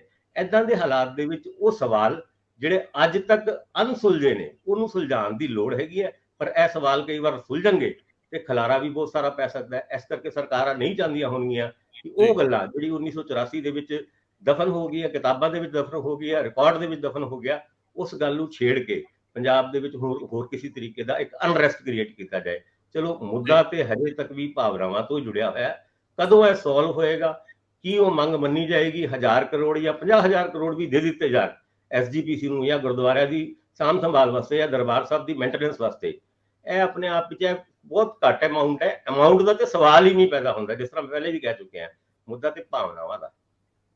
ਜਿਹੜਾ ਤੁਸੀਂ ਆਨੰਦਪੁਰ ਸਾਹਿਬ ਸੂਬੇ ਦੀ ਗੱਲ ਕੀਤੀ, ਆਨੰਦਪੁਰ ਸਾਹਿਬ ਦਾ ਮਤਾ ਸੀ। ਥੋੜੀ ਜਿਹੀ ਕਰੈਕਸ਼ਨ ਹੈ, ਮੈਂ ਅੱਗੇ ਗੱਲ ਨੂੰ ਵਧਾਵਾਂ। ਜਦੋਂ ਵਿਕਰਮਜੀਤ ਸਿੰਘ ਸਾਨੀ ਇਹ ਮੰਗ ਕਰ ਰਿਹਾ ਤਾਂ ਇਹ ਕੋਰਟ ਦੇ ਵਿੱਚ ਵੀ ਡਾਕੂਮੈਂਟਸ ਮੰਗੇ ਜਾ ਸਕਦੇ ਸੀ। ਜਦੋਂ ਇਹ ਸੁਣਵਾਈ 1000 ਕਰੋੜ ਦੀ ਹੋ ਰਹੀ ਹੈ ਤੇ ਜੇ ਸ਼੍ਰੋਮਣੀ ਕਮੇਟੀ ਇਸ ਕੇਸ ਨੂੰ ਪ੍ਰੋਪਰ ਪਰਸਿਊ ਕਰੇ, ਹਾਲਾਂਕਿ ਜਦੋਂ ਟੌੜਾ ਸਾਹਿਬ ਨੇ ਇਸ ਕੇਸ ਨੂੰ ਦਾਇਰ ਕੀਤਾ ਸੀ ਕਈ ਸਾਲਾਂ ਤੱਕ ਇਹਦੀ ਕੋਰਟ ਫੀਸ ਨਹੀਂ ਲਾਈ ਗਈ। ਹੁਣ 1000 ਕਰੋੜ ਦੀ ਕੋਰਟ ਫੀਸ ਸ਼ਾਇਦ 10 ਕਰੋੜ ਬਣਦੀ ਸੀ, ਮੈਂ ਗਲਤ ਨਹੀਂ, ਜਾਂ ਜੇ ਮੈਂ ਠੀਕ ਆ ਤੇ ਉਹ 10 ਕਰੋੜ ਜਾਂ ਜਿੰਨੀ ਵੀ ਅਮਾਉਂਟ ਬਣਦੀ ਆ ਉਹ ਕੁਝ ਸਾਲ ਪਹਿਲਾਂ ਹੀ ਸ਼੍ਰੋਮਣੀ ਕਮੇਟੀ ਨੇ ਜਮ੍ਹਾਂ ਕਰਾਈ ਆ। ਔਰ ਇਹ ਕੇਸ ਵਿਧੀਵਤ ਤਰੀਕੇ ਨਾਲ ਹੋਣੀ ਉਹ ਪ੍ਰੋਪਰ ਅੱਗੇ ਵਧ ਰਿਹਾ। ਜਦੋਂ ਕੋਰਟ ਨੇ ਇਹਨਾਂ ਨੂੰ ਕਿਹਾ ਕਿ ਕੋਰਟ ਤੋਂ ਬਾਹਰ ਸੈਟਲਮੈਂਟ ਦੀ ਗੁੰਜਾਇਸ਼ ਆ ਤੇ ਦੇਖ ਲਓ, ਉਹ ਕੇਂਦਰ ਸਰਕਾਰ ਨੂੰ ਵੀ ਕਿਹਾ ਗਿਆ। ਜਦੋਂ ਜਿਹੜੀ ਇਹ ਸੈਟਲਮੈਂਟ ਹੁੰਦੀ ਆ, ਇਹ ਸੈਟਲਮੈਂਟ ਵੀ ਕੋਰਟ 'ਚ ਹੀ ਬਾਅਦ ਦੇ ਵਿੱਚ ਜਾਣੀ ਕਿ ਅਸੀਂ ਇਹ ਸੈਟਲਮੈਂਟ ਸਾਡੀ ਆਪਸੀ ਸਹਿਮਤੀ ਬਣ ਗਈ ਆ, ਇੰਨੇ ਪੈਸੇ ਅਸੀਂ ਕੋਰਟ 'ਚ ਜਮ੍ਹਾਂ ਕਰਾਉਣ ਨੂੰ ਰੈਡੀ ਆ ਔਰ ਇਹਦੇ ਨਾਲ ਹੀ ਮਾਫੀ ਗਲਤੀ ਮੰਨੀ ਜਾਣੀ ਆ। ਇਹ ਨਹੀਂ ਭਾਸਕਰ ਸਾਹਿਬ ਕਿ ਜੇਕਰ ਉਹ ਆਪਸ ਨੈਗੋਸੀਏਸ਼ਨ ਹੁੰਦੀ ਹੈ ਤੁਸੀਂ 1 ਰੁਪਈਆ ਵੀ ਦੇਣ ਨੂੰ ਤਿਆਰ ਹੋ ਜਾਂਦੇ, ਇਹਦਾ ਮਤਲਬ ਹੈ ਕਿ ਤੁਸੀਂ ਆਪਣੀ ਗਲਤੀ ਮੰਨ ਲਈ। ਤੇ ਜੇ ਇੰਜ ਨਹੀਂ ਹੁੰਦਾ ਤੇ ਸ਼੍ਰੋਮਣੀ ਕਮੇਟੀ ਨੂੰ ਮੰਗ ਕਰਨੀ ਚਾਹੀਦੀ ਸੁਪਰੀਮ ਕੋਰਟ ਦੇ ਵਿੱਚ ਕਿ ਉਹ ਸਾਰੇ ਦਸਤਾਵੇਜ਼ ਕੋਰਟ ਦੇ ਵਿੱਚ ਤਲਬ ਕੀਤੇ ਜਾਣ ਕਿ ਤਾਂ ਕਿ ਫੈਸਲਾ ਹੋ ਸਕੇ ਕਿ ਇਹ ਡਿਸੀਜਨ ਠੀਕ ਸੀ ਆਪਰੇਸ਼ਨ ਦਾ ਜਾਂ ਗਲਤ ਸੀ। ਸੋ ਮੈਨੂੰ ਲੱਗਦਾ ਕਿ ਇਹ ਕਾਫੀ ਟੈਕਨੀਕਲ ਇਸ਼ੂ ਆ ਤੇ ਇਹਦੇ ਉੱਤੇ ਕੌਣ ਕਿਵੇਂ ਲੜੂਗਾ, ਸਾਡੀ ਪੋਲੀਟੀਕਲ ਵਿਲ ਹੈ ਵੀ ਕਿ ਨਹੀਂ, ਕਿਉਂਕਿ ਇੱਕ ਝਿੜਕ ਪੈ ਜੇ, ਇੱਕ ਦਬਕਾ ਵੱਜੇ ਤੇ ਅਸੀਂ ਦੁੱਬਕ ਜਾਂਦੇ ਆ। ਇਹ ਵੀ ਤਾਂ ਸਾਡਾ ਕਿਰਦਾਰ ਹੈ ਨਾ। ਇੰਦਰਪ੍ਰੀਤ ਜੀ, ਮੇਰਾ ਨਹੀਂ ਖਿਆਲ ਇੱਥੇ ਕੋਈ ਹੋਰ ਗੱਲ ਕਰਨੀ ਆ ਤੁਸੀਂ? ਆਪਾਂ ਅੱਗੇ ਚੱਲੀਏ। ਵੈਸੇ ਅੱਗੇ ਚੱਲਣਾ ਇਹਨਾਂ ਮਾਮਲਿਆਂ 'ਚ ਬਹੁਤ ਔਖਾ ਹੁੰਦਾ ਪਰ ਚੱਲ ਹੀ ਰਹੀ ਹੈ। ਇਹ ਕੌਮ ਵੀ ਚੱਲ ਰਹੀ ਆ, ਇਹ ਸਟੇਟ ਵੀ ਚੱਲ ਰਹੀ ਆ, ਸਾਡੇ ਸਿਆਸਤਦਾਨ ਢੀਠਤਾਈ ਨਾਲ ਚੱਲ ਰਿਹਾ ਤੇ ਚੱਲਦੇ ਰਹਿਣਾ ਹੀ ਜ਼ਿੰਦਗੀ ਹੈ, ਸ਼ਾਇਦ ਸਾਨੂੰ ਇਹੀ ਸਿਖਾਇਆ ਜਾਂਦਾ। ਵੈਸੇ ਇੰਦਰਪ੍ਰੀਤ ਜੋ ਵੀਡੀਓ ਦੇਖੀ ਹੈ, ਪ੍ਰਤਾਪ ਸਿੰਘ ਬਾਜਵਾ ਭਾਵੁਕਤਾ ਦੇ ਵਿੱਚ ਲਿਮਟ ਕ੍ਰਾਸ ਕਰਦੇ ਤੇ ਨਜ਼ਰ ਆ ਹੀ ਰਿਹਾ। ਉਹ ਕਲਾਸੀਫਾਈਡ ਕਰ ਰਿਹਾ, ਉਹ ਰਵਾਇਤੀ ਪੋਲੀਟੀਸ਼ੀਅਨਸ ਨੂੰ ਨਵੇਂ ਆਮ ਬੰਦਿਆਂ ਦੇ ਮੁਕਾਬਲੇ ਤੇ ਬਿਹਤਰ ਦੱਸ ਰਹੇ ਤੇ ਇਹਨਾਂ ਨੂੰ ਕੱਖ ਵੀ ਨਹੀਂ ਦੱਸ ਰਹੇ ਵੀ ਆ ਪੈਂਚਰਾਂ ਲਾਉਣ ਵਾਲਾ ਸਾਡੇ ਸੀਐਮ ਨੂੰ ਹਰਾ ਜਾਂਦਾ। ਉਹ ਤੁਹਾਡਾ ਸੀਐਮ ਤਾਂ ਆਪ ਕਹਿੰਦਾ ਮੈਂ ਪੈਂਚਰ ਲਾਉਂਦਾ ਰਿਹਾ, ਮੈਂ ਟੈਂਟ ਲਾਉਂਦਾ ਰਿਹਾ, ਮੈਂ ਬੱਕਰੀਆਂ ਚੋਂਦਾ ਰਿਹਾ, ਮੇਰੇ ਕੋਲ ਜਿਹੜਾ ਮਰਜ਼ੀ ਕੰਮ ਕਰਾ ਲਓ। ਉਹ ਵੀ ਤਾਂ ਜਦੋਂ ਤੁਰਿਆ ਸੀ ਇਹੀ ਸੀ। ਤੁਸੀਂ ਹੋ ਸਕਦਾ ਕਿਉਂਕਿ ਤੁਹਾਡਾ ਬਾਪ ਜਿਹੜਾ ਸੀ ਮੰਤਰੀ ਸੀ ਤੇ ਤੁਹਾਨੂੰ ਚਮਚਾ ਮਿਲ ਗਿਆ ਸੋਨੇ ਦਾ, ਇੰਜ ਲੋਕ ਸੋਚਦੇ, ਮੈਂ ਨਹੀਂ ਕਹਿੰਦਾ। ਕੀ ਕਹਿੰਦੇ ਹੋ? ਬਿਲਕੁਲ। ਵੈਸੇ ਲੀਡਰ ਆਪੋਜੀਸ਼ਨ ਪ੍ਰਤਾਪ ਸਿੰਘ ਬਾਜਵਾ ਤੋਂ ਇਸ ਕਿਸਮ ਦੇ ਸ਼ਬਦਾਂ ਦੀ ਮੈਨੂੰ ਆਸ ਤਾਂ ਨਹੀਂ ਸੀ, ਪਰ ਜਿਸ ਤਰ੍ਹਾਂ ਦੇ ਸ਼ਬਦ ਉਹਨਾਂ ਨੇ ਯੂਜ਼ ਕੀਤੇ ਹੈ, ਮੈਂ ਉਹਨਾਂ ਨੂੰ ਵਿਧਾਨ ਸਭਾ 'ਚ ਵੀ ਦਿਖਦਾ ਜਦੋਂ ਬੋਲਦੇ ਬੜੇ ਸਲੀਕੇ ਨਾਲ ਬੋਲਦੇ ਹੈ, ਪਰ ਉੱਥੇ ਸ਼ਾਇਦ ਆਵੇਗ 'ਚ ਕੁਝ ਜ਼ਿਆਦਾ ਹੀ ਕਹਿ ਗਏ। ਔਰ ਮੈਨੂੰ ਇਹ ਇਸ ਤੋਂ ਇਹ ਵੀ ਲੱਗਦਾ ਹੈ ਕਿ ਇੰਦਰਪ੍ਰੀਤ ਜੀ, ਐਕਸਪੋਜ਼ ਹੋਣ ਲਈ ਇੱਕ ਹੀ ਪਲ ਚਾਹੀਦਾ ਹੁੰਦਾ। ਮਖੌਟੇ ਬਹੁਤ ਦੇਰ ਰਹਿੰਦੇ ਨੇ, ਲੇਕਿਨ ਪਲ ਦੇ ਵਿੱਚ ਲੈਂਦੇ ਨੇ। ਬਿਲਕੁਲ। ਮੈਨੂੰ ਇਹ ਲੱਗ ਰਿਹਾ ਵਰਿੰਦਾਵਾ ਸਾਹਿਬ ਇਹ ਸਾਰੇ ਉਹਦੇ ਵਿੱਚ ਕਿ ਜਿਹੜਾ ਇਸ ਵਾਰੀ 2022 ਫਰਵਰੀ ਦੇ ਵਿੱਚ ਲੋਕਾਂ ਨੇ ਜੋ ਡਿਸੀਜਨ ਲਿੱਤਾ ਹੈ ਨਾ, ਐਕਚੁਅਲੀ ਉਹ ਪਚ ਨਹੀਂ ਰਿਹਾ। ਜਿਹੜੀ ਸਟੈਬਲਿਸ਼ ਪਾਰਟੀਆਂ ਹੈਗੀਆਂ ਨੇ ਉਹਨਾਂ ਨੂੰ ਨਹੀਂ ਪਚ ਰਿਹਾ ਵੀ ਇੰਨੇ ਸਾਲ ਅਸੀਂ ਲਾਏ ਨੇ, ਇੰਨੀਆਂ ਲੰਬੇ ਟਾਈਮ ਤੋਂ ਅਸੀਂ ਹਕੂਮਤਾਂ ਕਰ ਰਹੇ ਹਾਂ, ਤੇ ਕੋਈ ਵੀ ਇੱਕ ਮੋਬਾਈਲ ਵਾਲਾ ਆ ਕੇ ਸਾਨੂੰ ਹਰਾ ਗਿਆ ਜਾਂ ਕੋਈ ਇੱਕ ਪੈਂਚਰ ਵਾਲਾ ਆ ਕੇ ਹਰਾ ਗਿਆ, ਮਤਲਬ ਇਹ ਉਹਨਾਂ ਤੋਂ ਪਚ ਨਹੀਂ ਰਿਹਾ। ਪਰ ਉਹਨਾਂ ਨੂੰ ਇਸ ਤੋਂ ਸਬਕ ਲੈਣਾ ਚਾਹੀਦਾ ਹੈ ਕਿ ਜਿਹੜੇ ਲੋਕ ਨੇ ਨਾ, ਜਿਹੜੀ ਲੋਕ ਸ਼ਕਤੀ ਹੈ, ਉਹ ਕਿਸੇ ਵੀ ਟਾਈਮ ਕਿਸੇ ਵੀ ਉੱਤੇ ਬੈਠੇ ਹੋਏ ਬੰਦੇ ਨੂੰ ਫਰਸ਼ ਤੇ ਸਿੱਟ ਸਕਦੀ ਹੈ। ਇਸ ਤੋਂ ਡਰਨਾ ਚਾਹੀਦਾ ਲੋਕ ਸ਼ਕਤੀ ਨੂੰ। ਲੋਕ ਸ਼ਕਤੀ ਤੁਹਾਡੀ ਜਿਹਨੂੰ ਅਸੀਂ ਕਹਿੰਦੇ ਗੁਲਾਮ ਨਹੀਂ ਹੈ, ਉਹੀ ਤੁਹਾਡੀ ਤਾਕਤ ਹੈ। ਉਹ ਤਾਕਤ ਨੂੰ ਤੁਸੀਂ ਜੇ ਐਸ ਗੁਲਾਮੀ ਸਮਝ ਵੀ ਤਾਂ ਗੁਲਾਮ ਲੋਕ ਨੇ। ਔਰ ਕਿਸੇ ਵੀ ਕਿਰਤ ਨੂੰ ਅਸੀਂ ਇਸ ਤਰ੍ਹਾਂ ਨਿੰਦਣਾ, ਮੈਨੂੰ ਲੱਗਦਾ ਕਿ ਇਹ ਵੀ ਇੱਕ ਜਿਹੜਾ ਸ਼ਬਦ ਹੈ ਨਾ, ਇਹ ਬੜਾ ਉਹਨਾਂ ਨੇ ਗਲਤ ਯੂਜ਼ ਕੀਤਾ ਵੀ ਕੋਈ ਮੋਬਾਈਲਾਂ ਵਾਲਾ। ਬਈ ਕੀ ਮੋਬਾਈਲਾਂ ਵਾਲਾ ਬੰਦਾ ਨਹੀਂ, ਜਾਂ ਕੋਈ ਵੀ ਪੰਚਰਾਂ ਵਾਲਾ ਵੀ ਉਹ ਕਿਰਤੀ ਹੈ ਨਾ, ਕੋਈ ਉਹ ਭੀਖ ਮੰਗ ਕੇ ਥੋੜਾ ਖਾ ਰਿਹਾ ਵੀ ਜੇ ਤੁਸੀਂ ਉਹਨੂੰ ਇਸ ਤਰ੍ਹਾਂ ਨਿੰਦ ਰਹੇ ਹੋ। ਉਹ ਕੋਈ ਭਿਖਾਰੀ ਥੋੜੀ ਹੈ। ਜੇ ਕੋਈ ਭਿਖਾਰੀ ਹੁੰਦਾ ਤਾਂ ਤੁਸੀਂ ਕਹਿ ਸਕਦੇ ਯਾਰ ਭੀਖ ਮੰਗ ਰਿਹਾ ਵੀ ਕੰਮ ਨਹੀਂ ਕਰ ਸਕਦਾ। ਇੱਥੇ ਤਾਂ ਕਿਰਤੀ ਲੋਕ ਨੇ, ਤੁਹਾਨੂੰ ਇੱਜ਼ਤ ਕਰਨੀ ਚਾਹੀਦੀ ਹੈ ਉਹਨਾਂ ਦੀ ਵੀ ਯਾਰ ਇਹ ਕਿਰਤੀ ਲੋਕਾਂ ਨੂੰ ਐਤਕੀ ਤਖਤ ਤੇ ਬਿਠਾਇਆ ਲੋਕਾਂ ਨੇ। ਤੇ ਮੈਨੂੰ ਲੱਗਦਾ ਕਿ ਜਿਹੜੀ ਇਹ ਪ੍ਰਤਾਪ ਸਿੰਘ ਬਾਜਵਾ ਨੇ ਗੱਲਾਂ ਕੀਤੀਆਂ ਨੇ, ਹਾਂ ਇਹ ਠੀਕ ਹੈ ਕਿ ਉਹ ਜਿਹੜਾ ਤੁਸੀਂ ਕਿਹਾ ਵੀ ਉਹ ਰਿਐਕਸ਼ਨ ਉਸੇ ਦਿਨ ਹੋਣਾ ਚਾਹੀਦਾ ਸੀ। ਸ਼ਾਇਦ ਪੋਲੀਟੀਕਲ ਜਿਹੜੀ ਪਾਰਟੀ ਆਮ ਆਦਮੀ ਪਾਰਟੀ ਹੈ, ਉਹਨਾਂ ਦੇ ਬੰਦਿਆਂ ਨੂੰ ਇਹ ਲੱਗ ਰਿਹਾ ਕਿ ਇਹਨੂੰ ਅਨੁਸੂਚਿਤ ਜਾਤੀ ਦਾ ਮੁੱਦਾ ਬਣਾਈਏ ਜਾਂ ਕਿਰਤੀਆਂ ਦਾ ਮੁੱਦਾ ਬਣਾਈਏ। ਉਹ ਦੋਨਾਂ 'ਚ ਥੋੜਾ ਜਿਹਾ ਭੰਬਲ ਭੂਸੇ 'ਚ ਫਸੇ ਹੋਏ ਸੀ। ਅਲਟੀਮੇਟਲੀ ਉਹਨਾਂ ਨੇ ਫਿਰ ਸੋਚਿਆ ਕਿ ਇਹਨਾਂ ਨੂੰ ਅਨੁਸੂਚਿਤ ਜਾਤੀ ਦਾ ਮੁੱਦਾ ਬਣਾਉਣਾ ਹੀ ਜ਼ਿਆਦਾ ਠੀਕ ਰਹੇਗਾ। ਉਹੀ ਸ਼ਾਇਦ ਪੋਲੀਟੀਕਲੀ ਸੂਟ ਵੀ ਕਰਦਾ ਕਿਸੇ ਵੀ ਪਾਰਟੀ ਨੂੰ, ਜਿਹੜਾ ਕਿ ਉਹਨਾਂ ਨੇ ਬਣਾਇਆ ਉੱਥੇ। ਹਾਲਾਂਕਿ ਉਹਨਾਂ ਨੇ ਪ੍ਰਤਾਪ ਬਾਜਵਾ ਹੋਰਾਂ ਨੇ ਅਨੁਸੂਚਿਤ ਜਾਤੀ ਦਾ ਸ਼ਬਦ ਦਾ ਯੂਜ਼ ਨਹੀਂ ਕੀਤਾ, ਕਿਉਂਕਿ ਜੇ ਉਹਦੀ ਗੱਲ ਕਰਦੇ ਆ ਲਾਭ ਸਿੰਘ ਉਗੋਕੇ ਦੀ, ਤਾਂ ਚਰਨਜੀਤ ਚੰਨੀ ਵੀ ਤਾਂ ਉਸੇ ਸੀਟ ਤੋਂ ਹੀ ਲੜ ਰਹੇ ਹੈ ਨਾ। ਤਾਂ ਮੈਨੂੰ ਲੱਗਦਾ ਕਿ ਉਹ ਤਾਂ ਉਹਨਾਂ ਦੇ ਮਨ 'ਚ ਨਹੀਂ। ਹਾਂ ਉਹਨਾਂ ਦੇ ਮਨ 'ਚ ਇਹ ਜ਼ਰੂਰ ਹੈ ਵੀ ਯਾਰ ਇਹ ਗਰੀਬ ਗਰੂਬੜੇ ਜੇ ਲੋਕ ਹੈ, ਇਹ ਪਤਾ ਨਹੀਂ ਕਿਵੇਂ ਬਣ ਗਏ। ਇਹ ਉਹਨਾਂ ਦੇ ਮਾਈਂਡ 'ਚ ਹੈ ਔਰ ਰਹਿੰਦਾ ਹੀ ਹੈ। ਜਿਹੜੇ ਵੀ ਜਗੀਰਦਾਰ ਲੋਕ ਹੁੰਦੇ ਆ ਉਹਨਾਂ ਦੇ ਮਾਈਂਡ 'ਚ ਰਹਿੰਦਾ ਹੀ ਹੈ ਵੀ ਕਿਰਤੀ ਜਾਂ ਸੀਰੀ ਟਾਈਪ ਦੇ ਲੋਕ ਜਿਹੜੇ ਹੈਗੇ ਇਹ ਸਾਡੇ ਉੱਤੇ ਕਿਵੇਂ ਬੈਠ ਗਏ ਆ ਕੇ, ਇਹ ਰਹਿੰਦਾ ਹੀ ਹੈ। ਔਰ ਉਹੀ ਸ਼ਾਇਦ ਉਹਨਾਂ ਤੋਂ ਨਿਕਲ ਗਿਆ। ਪਰ ਮੈਨੂੰ ਇਹ ਲੱਗਦਾ ਹੈ ਵੀ ਜਿਹੜੀ ਕਿਰਤ ਦੀ ਹੈ ਉਹ ਬਹੁਤ ਜਿਹਨੂੰ ਅਸੀਂ ਕਹਿੰਦੇ ਆ ਵੀ ਉਹਦੀ ਆਦਰ ਹੋਣਾ ਚਾਹੀਦਾ। ਉਹਨੂੰ ਇਸ ਤਰ੍ਹਾਂ ਨਿਰਾਦਰ ਭਰੇ ਸ਼ਬਦਾਂ ਨਾਲ ਸਾਨੂੰ ਉਪਯੋਗ ਨਹੀਂ ਕਰਨਾ ਚਾਹੀਦਾ। ਤੁਸੀਂ ਬਾਜਵਾ ਨੂੰ ਜਗੀਰਦਾਰ ਕਹਿ ਕੇ ਨਵਾਂ ਪੰਗਾ ਲੈ ਰਹੇ ਹੋ। ਪੋਲੀਟੀਸ਼ੀਅਨ ਕਟਹਿਰੇ 'ਚ ਖੜਾ ਕਰ ਲੈਂਦੇ ਹੁੰਦੇ ਆ, ਮੈਂ ਕਿਧਰੋਂ ਜਗੀਰਦਾਰ, ਮੈਂ ਤੇ ਸਧਾਰਨ ਕਿਸਾਨ ਦਾ ਪੁੱਤ ਹੈ। ਵੈਸੇ ਭਾਸਕਰ ਸਾਹਿਬ ਉਹ ਸਧਾਰਨ ਕਿਸਾਨ ਦੇ ਮੁੰਡੇ ਹੈ ਨਹੀਂ, ਉਹ ਜਗੀਰਦਾਰ ਹੀ ਨੇ। ਆਹੋ, ਕਿਹੜਾ ਕਦੇ ਖੇਤ ਵਿੱਚ ਟਰੈਕਟਰ ਪਾਉਂਦੇ ਵੇਖਿਆ ਕੁਲਦੀਪ ਸਿੰਘ ਧਾਲੀਵਾਲ ਵਾਂਗ। ਅੱਛਾ ਭਾਸਕਰ ਸਾਹਿਬ, ਸਵਾਲ ਇਹ ਆ ਕਿ ਮੈਨੂੰ ਤੁਸੀਂ ਦੱਸੋ ਜ਼ਰਾ ਕਿ ਪੈਂਚਰਾਂ ਵਾਲੇ ਨੇ ਪੈਂਚਰ ਚੱਜ ਨਾਲ ਕੱਲ ਲਾਇਆ ਕਿ ਨਹੀਂ ਪ੍ਰੈਸ ਕਾਨਫਰੰਸ ਵਿੱਚ, ਜਾਂ ਐਵੇਂ ਹੀ ਗੱਲ ਰਹਿ ਗਈ? ਦੇਖੋ ਕੱਲ ਦੀ ਪ੍ਰੈਸ ਕਾਨਫਰੰਸ ਜਿਹੜੀ ਆਮ ਆਦਮੀ ਪਾਰਟੀ ਦੀ ਹੋਈ, 5 ਮੰਤਰੀ ਤੇ ਕਾਫੀ 20 ਕੁ ਐਮਐਲਏ ਇਕੱਠੇ ਹੋ ਕੇ ਬਾਜਵਾ ਸਾਹਿਬ ਨੂੰ ਅਲਟੀਮੇਟਮ ਦਿੰਦੇ ਨੇ ਕਿ ਹਫ਼ਤੇ ਦੇ ਵਿੱਚ ਤੁਸੀਂ ਜਨਤਕ ਮਾਫੀ ਮੰਗ ਲਓ, ਲੋਕਾਂ ਦੇ ਵਿੱਚ ਆ ਕੇ ਮਾਫੀ ਮੰਗ ਲਓ, ਨਹੀਂ ਤੇ ਫਿਰ ਤੁਹਾਡੇ ਜਿਹੜੇ ਹਾਈ ਕਮਾਨ ਨੇ, ਸੋਨੀਆ ਗਾਂਧੀ ਉਹਨਾਂ ਜਾਂ ਖੜਗੜ ਸਾਹਿਬ ਨੂੰ ਵੀ ਕਈ ਵਾਰ ਹਾਈ ਕਮਾਨ ਕਹਿੰਦੇ ਤੇ ਆ, ਆਪਾਂ ਕਈ ਵਾਰ ਮਿਸ ਜਾ ਕਰ ਜਾਂਦੇ ਆ, ਉਹਨਾਂ ਨੂੰ ਚਿੱਠੀ ਲਿਖਾਂਗੇ ਵੀ ਇੱਦਾਂ ਦੇ ਤੁਹਾਡੇ ਲੀਡਰ ਹੈਗੇ ਨੇ ਜਿਹੜੇ ਕੰਮ ਕਰਨ ਵਾਲੇ ਲੋਕਾਂ ਦੀ ਅਪਮਾਨ ਕਰਦੇ ਨੇ। ਹੁਣ ਬਾਜਵਾ ਸਾਹਿਬ ਦੇ ਉਸ ਦਿਨ ਦੇ ਭਾਸ਼ਣ ਦੀ ਤਰਫ ਗੌਰ ਕਰਨ ਤੋਂ ਬਾਅਦ ਬਹੁਤ ਸਾਰੀ ਚੀਜ਼ਾਂ ਸਾਹਮਣੇ ਆਉਂਦੀਆਂ ਵੀ ਉਹਨਾਂ ਨੇ ਕੀ ਕਿਹਾ। ਹਾਲਾਂਕਿ ਆਮ ਆਦਮੀ ਪਾਰਟੀ ਦੇ ਐਮਐਲਏ ਨੇ ਤੇ ਇੱਕ ਮੁੱਦੇ ਨੂੰ ਲੈ ਕੇ ਕਿ ਵੀ ਮੋਬਾਈਲ ਚਾਰਜ ਕਰਨ ਵਾਲੇ ਨੂੰ ਤੁਸੀਂ ਜਿੱਤ ਗਏ, ਸਾਡੇ ਮੁੱਖ ਮੰਤਰੀ ਨੂੰ ਹਰਾਤਾ। ਉਸ ਤੋਂ ਪਹਿਲੇ ਬਾਜਵਾ ਸਾਹਿਬ ਦੇ ਪੂਰੇ ਭਾਸ਼ਣ ਦੇ ਵਿੱਚ ਇੱਕ ਚੀਜ਼ ਨੂੰ ਦੇਖੋ, ਉਹ ਆਮ ਆਦਮੀ ਪਾਰਟੀ ਨੂੰ ਅਰਬਨ ਨੈਕਸਲ ਕਹਿੰਦੇ ਨੇ, ਐਂਟੀ ਪੰਜਾਬ ਕਹਿੰਦੇ ਨੇ। ਚਲੋ ਇਹ ਤੇ ਪੋਲੀਟੀਕਲੀ ਗੱਲਾਂ ਹੁੰਦੀ ਹੈ। ਮੁੱਖ ਮੰਤਰੀ ਦੀ ਕੁਰਸੀ ਨੂੰ ਲੈ ਕੇ ਕਹਿੰਦੇ ਨੇ ਇਹਦੇ ਵਿੱਚ ਬੜੀ ਵੱਡੀ ਸ਼ਖਸੀਅਤ ਬੈਠੀ ਹੈ ਤੇ ਦੇਖੋ ਹੁਣ ਕੌਣ ਬਹਿ ਗਿਆ। ਇਹ ਵੀ ਆਪਣੇ ਆਪ ਵਿੱਚ ਬੜਾ ਡੈਰੋਗੇਟਰੀ ਦੀ ਚੀਜ਼ ਹੈਗੀ ਹੈ। 750 ਕਰੋੜ ਰੁਪਏ ਦਾ ਬਜਟ ਕਹਿੰਦੇ ਰੱਖਿਆ ਹੋਇਆ ਹੈ ਇਹਨਾਂ ਨੇ ਮੀਡੀਆ ਵਾਸਤੇ, ਮੀਡੀਆ ਨੂੰ ਖਰੀਦਣ ਵਾਸਤੇ। ਇਹਦੇ ਵਿੱਚ ਵੀ ਕੁਝ ਗੱਲਾਂ ਇਦਾਂ ਦੀ ਹੋ ਸਕਦੀ। 171 ਕਰੋੜ ਦੀ ਉਹ ਗੱਲ ਕਰਦੇ ਨੇ ਕਿ ਕੇਜਰੀਵਾਲ ਉਹਨਾਂ ਨੇ ਆਪਣੇ ਘਰ ਦੇ ਵਿੱਚ ਲਾ ਲਿਆ। ਫਿਰ ਉਹ ਗੱਲ ਕਰਦੇ ਨੇ ਸਿਕਿਉਰਿਟੀ ਦੇ 1000 ਤੋਂ ਵੱਧ ਜਿਹੜੇ ਪੁਲਿਸ ਵਾਲੇ ਨੇ ਉਹ ਮੁੱਖ ਮੰਤਰੀ ਤੇ ਉਹਨਾਂ ਦੀ ਪਰਿਵਾਰ ਦੀ ਸਿਕਿਉਰਿਟੀ ਦੇ ਵਿੱਚ ਲੱਗੇ ਨੇ। 5 ਕੋਠੀਆਂ ਦਾ ਵੀ ਉਹ ਜ਼ਿਕਰ ਕਰਦੇ ਨੇ। ਉਸ ਤੋਂ ਇਲਾਵਾ 8 ਲੈਂਡ ਕਰੂਜ਼ਰ ਦੀ ਗੱਲ ਕਰਦੇ ਨੇ। ਫਿਰ PR ਡਿਪਾਰਟਮੈਂਟ ਦੇ ਵਿੱਚ ਜਿਸ ਤਰੀਕੇ ਨਾਲ ਦਿੱਲੀ ਵਾਲਿਆਂ ਦਾ ਕੰਟਰੋਲ ਹੈ, ਇਹ ਵੀ ਗੱਲ ਆਪਣੇ ਭਾਸ਼ਣ ਦੇ ਵਿੱਚ ਕਰਦੇ ਨੇ। IAS ਆਫੀਸਰ ਜਿਹੜੇ ਸਰਕਾਰ ਦੇ ਵੱਡੇ ਵੱਡੇ ਅਹੁਦਿਆਂ ਦੇ ਵਿੱਚ ਲੱਗਦੇ ਨੇ, ਉਹਨਾਂ ਸਾਰਿਆਂ ਨੂੰ ਉਹ ਕਹਿੰਦੇ ਨੇ ਸਾਰੇ ਸਭ ਤੋਂ ਜ਼ਿਆਦਾ ਬਦਨਾਮ ਅਫਸਰ ਨੇ ਜਿਨ੍ਹਾਂ ਨੂੰ ਇਸ ਸਰਕਾਰ ਨੇ ਵੱਡੇ ਵੱਡੇ ਅਹੁਦਿਆਂ ਦੇ ਉੱਤੇ ਲਾਇਆ। ਤੁਸੀਂ ਇਹਨਾਂ ਸਾਰੀ ਗੱਲਾਂ ਦੇ ਵਿੱਚ ਉਹ ਮੌਕਾ ਸੀਗਾ ਜਦ ਬਰਜਿੰਦਰ ਸਿੰਘ ਹਮਦਰਦ ਉਹਨਾਂ ਦੀ ਸਪੋਰਟ ਦੇ ਵਿੱਚ ਉਹਨਾਂ ਨੇ ਕੁਝ ਬੋਲਣਾ ਸੀਗਾ। ਫਿਰ ਨਾਲ ਦੇ ਨਾਲ ਉਹ ਮੋਬਾਈਲ ਚਾਰਜਰ ਵਾਲੇ ਨੂੰ ਵੀ ਕਹਿੰਦੇ ਜੀ MLA ਬਣਾਤਾ, ਤੇ ਪੈਂਚਰ ਵਾਲੇ ਨੂੰ ਬਣਾਤਾ। 2 ਦਿਨ ਸਾਈਕਲ ਤੇ ਗਿਆ, ਫਿਰ ਫੋਰਚੂਨਰ ਤੇ ਆ ਗਿਆ। ਇਹ ਮੁੱਦਾ ਤੇ ਬਣਦਾ ਸੀਗਾ। ਉਹ ਕਹਿੰਦੇ ਇਹਨਾਂ ਦੇ ਤੇ ਵਿਆਹ ਨਹੀਂ ਹੁੰਦੇ ਸੀ, MLA ਬਣ ਗਏ ਤੇ ਵਿਆਹ ਹੋ ਗਏ, ਔਰ ਜਦ ਇਹ ਸਰਕਾਰ ਟੁੱਟ ਜਾਣੀ ਹੈ ਤੇ ਇਹਨਾਂ ਦੇ ਘਰ ਵੀ ਟੁੱਟ ਜਾਣੇ ਆ। ਇਹ ਇੱਕ ਆਪਣੇ ਆਪ ਵਿੱਚ ਬੜੀ ਇੱਕ ਡੈਰੋਗੇਟਰੀ ਜੀ ਗੱਲ ਹੈਗੀ ਹੈ। ਬਿਲਕੁਲ ਠੀਕ ਹੈ, ਬਾਜਵਾ ਸਾਹਿਬ ਨੂੰ ਪਬਲਿਕ ਪਲੇਟਫਾਰਮ ਦੇ ਵਿੱਚ ਉਸ ਟਾਈਮ ਬਰਜਿੰਦਰ ਸਿੰਘ ਹਮਦਰਦ ਉਹਨਾਂ ਦੇ ਹਾਸੇ ਨੂੰ ਜਿੱਤਣ ਵਾਸਤੇ ਏਦਾਂ ਦੀ ਗੱਲਾਂ ਕਰਨੀ ਅਜੀਬ ਜੀ ਗੱਲ ਹੈਗੀ। ਔਰ ਉਸ ਤੋਂ ਇਲਾਵਾ ਸਿਰਫ ਬਾਜਵਾ ਸਾਹਿਬ ਦਾ ਹੀ ਭਾਸ਼ਣ ਨਹੀਂ, ਜੇ ਨਵਜੋਤ ਸਿੰਘ ਸਿੱਧੂ ਉਹਨਾਂ ਦੇ ਭਾਸ਼ਣ ਦੇ ਉੱਤੇ ਵੀ ਗੌਰ ਕਰੋ ਤੇ ਉਹਨਾਂ ਨੇ ਪਹਿਲੇ ਸੈਂਟੈਂਸ ਦੇ ਵਿੱਚ ਇੱਕ ਗੱਲ ਜ਼ਰੂਰ ਕਹੀ ਕਿ ਭਾਜੀ ਬਰਜਿੰਦਰ ਹਮਦਰਦ ਜੀ, ਤੁਹਾਨੂੰ ਇਕੱਲੇ ਵਿਜੀਲੈਂਸ ਵਿੱਚ ਨਹੀਂ ਸਾਹਮਣੇ ਪੇਸ਼ ਹੋਣ ਦੇਵਾਂਗੇ, ਅਸੀਂ ਸਾਰੇ ਜਾਵਾਂਗੇ। ਹੁਣ ਅੱਗੇ ਚੱਲ ਕੇ ਦੇਖਦੇ ਹਾਂ ਕਿ ਸਾਰੇ ਜਾਂਦੇ ਨੇ ਉੱਥੇ ਜਾਂ ਫਿਰ ਉਹਨਾਂ ਵਿੱਚੋਂ ਕੁਝ ਗਾਇਬ ਹੋ ਜਾਂਦੇ ਨੇ।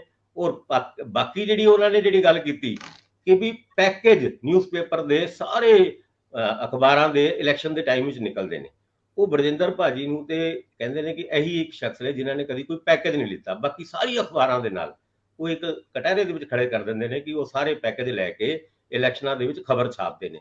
ਉਸ ਤੋਂ ਇਲਾਵਾ ਉਹ ਗੱਲ ਕਰਦੇ ਨੇ ਸੁਖਬੀਰ ਸਿੰਘ ਬਾਦਲ ਉਹਨਾਂ ਦੇ ਉਸ ਦੌਰੇ ਦੇ ਵਿੱਚ ਜਦ ਭਗਵੰਤ ਮਾਨ ਉਹਨਾਂ ਦੀ ਗੱਡੀ 'ਚ ਬੈਠੇ ਹੁੰਦੇ ਨੇ, ਕਦੀ ਜਦ ਉਹ ਅਕਾਲੀ ਦਲ ਦੇ ਵਿੱਚ ਸੀਗੇ, ਉਹ ਜਿਸ ਤਰੀਕੇ ਨਾਲ ਭਗਵੰਤ ਮਾਨ ਉਹਨਾਂ ਨੂੰ ਕਿ ਬਾਹਰ ਨਿਕਲੋ ਇਹ ਜੋਕਰ, ਇਸ ਸ਼ਬਦਾਂ ਦਾ ਵੀ ਯੂਜ਼ ਕਰਦੇ ਨੇ ਭਗਵੰਤ ਮਾਨ ਉਹਨਾਂ ਦੇ ਬਾਰੇ। ਹੁਣ ਜਿਹੜੇ ਬਾਜਵਾ ਸਾਹਿਬ ਦੇ ਚਲਾਏ ਹੋਏ ਤੀਰ ਹੁਣ ਪੁੱਠੇ ਸਿੱਧੇ ਜਾਂਦੇ ਫਿਰ ਰਹੇ ਨੇ। ਹਫਤੇ ਦਾ ਅਲਟੀਮੇਟਮ ਹੈ, ਕੱਲ 12 ਵਜੇ ਪ੍ਰਤਾਪ ਸਿੰਘ ਬਾਜਵਾ ਉਹਨਾਂ ਵੀ ਆਪਣੀ ਪ੍ਰੈਸ ਕਾਨਫਰੰਸ ਕਰਨਗੇ। ਉਸ ਪ੍ਰੈਸ ਕਾਨਫਰੰਸ ਦੇ ਵਿੱਚ ਉਹ ਆਪਣੇ ਦਿੱਤੇ ਹੋਏ ਬਿਆਨਾਂ ਦੇ ਬਾਰੇ 'ਚ ਕਿਸ ਤਰੀਕੇ ਨਾਲ ਜਸਟੀਫਾਈ ਕਰਨਗੇ ਕਿ ਜਦੋਂ ਇਹ ਗੱਲ ਕਹਿੰਦੇ ਨੇ ਕਿ ਮੋਬਾਈਲ ਚਾਰਜਰ ਵਾਲਾ MLA ਬਣ ਜਾਂਦਾ ਹੈ, ਫਿਰ ਦੂਜੇ ਪਾਸੇ ਇਹਨਾਂ ਦੇ ਵਿਆਹ ਨਹੀਂ ਹੁੰਦੇ ਸੀ, MLA ਬਣ ਗਏ ਤੇ ਵਿਆਹ ਹੋ ਜਾਣਗੇ। ਔਰ ਵਿਆਹ ਦੇ ਮੁੱਦੇ ਤੇ ਕੱਲ ਭਗਵੰਤ ਮਾਨ ਉਹਨਾਂ ਨੇ ਵੀ ਇੱਕ ਪ੍ਰੈਸ ਕਾਨਫਰੰਸ ਕੀਤੀ ਸੀ ਕਿ ਦੱਸੋ ਇਹ ਕੋਈ ਗੱਲਾਂ ਕਰਨ ਵਾਲੀ ਹੈ, ਪੰਜਾਬ ਦੇ ਮੁੱਦੇ ਕਿੱਥੇ ਨੇ।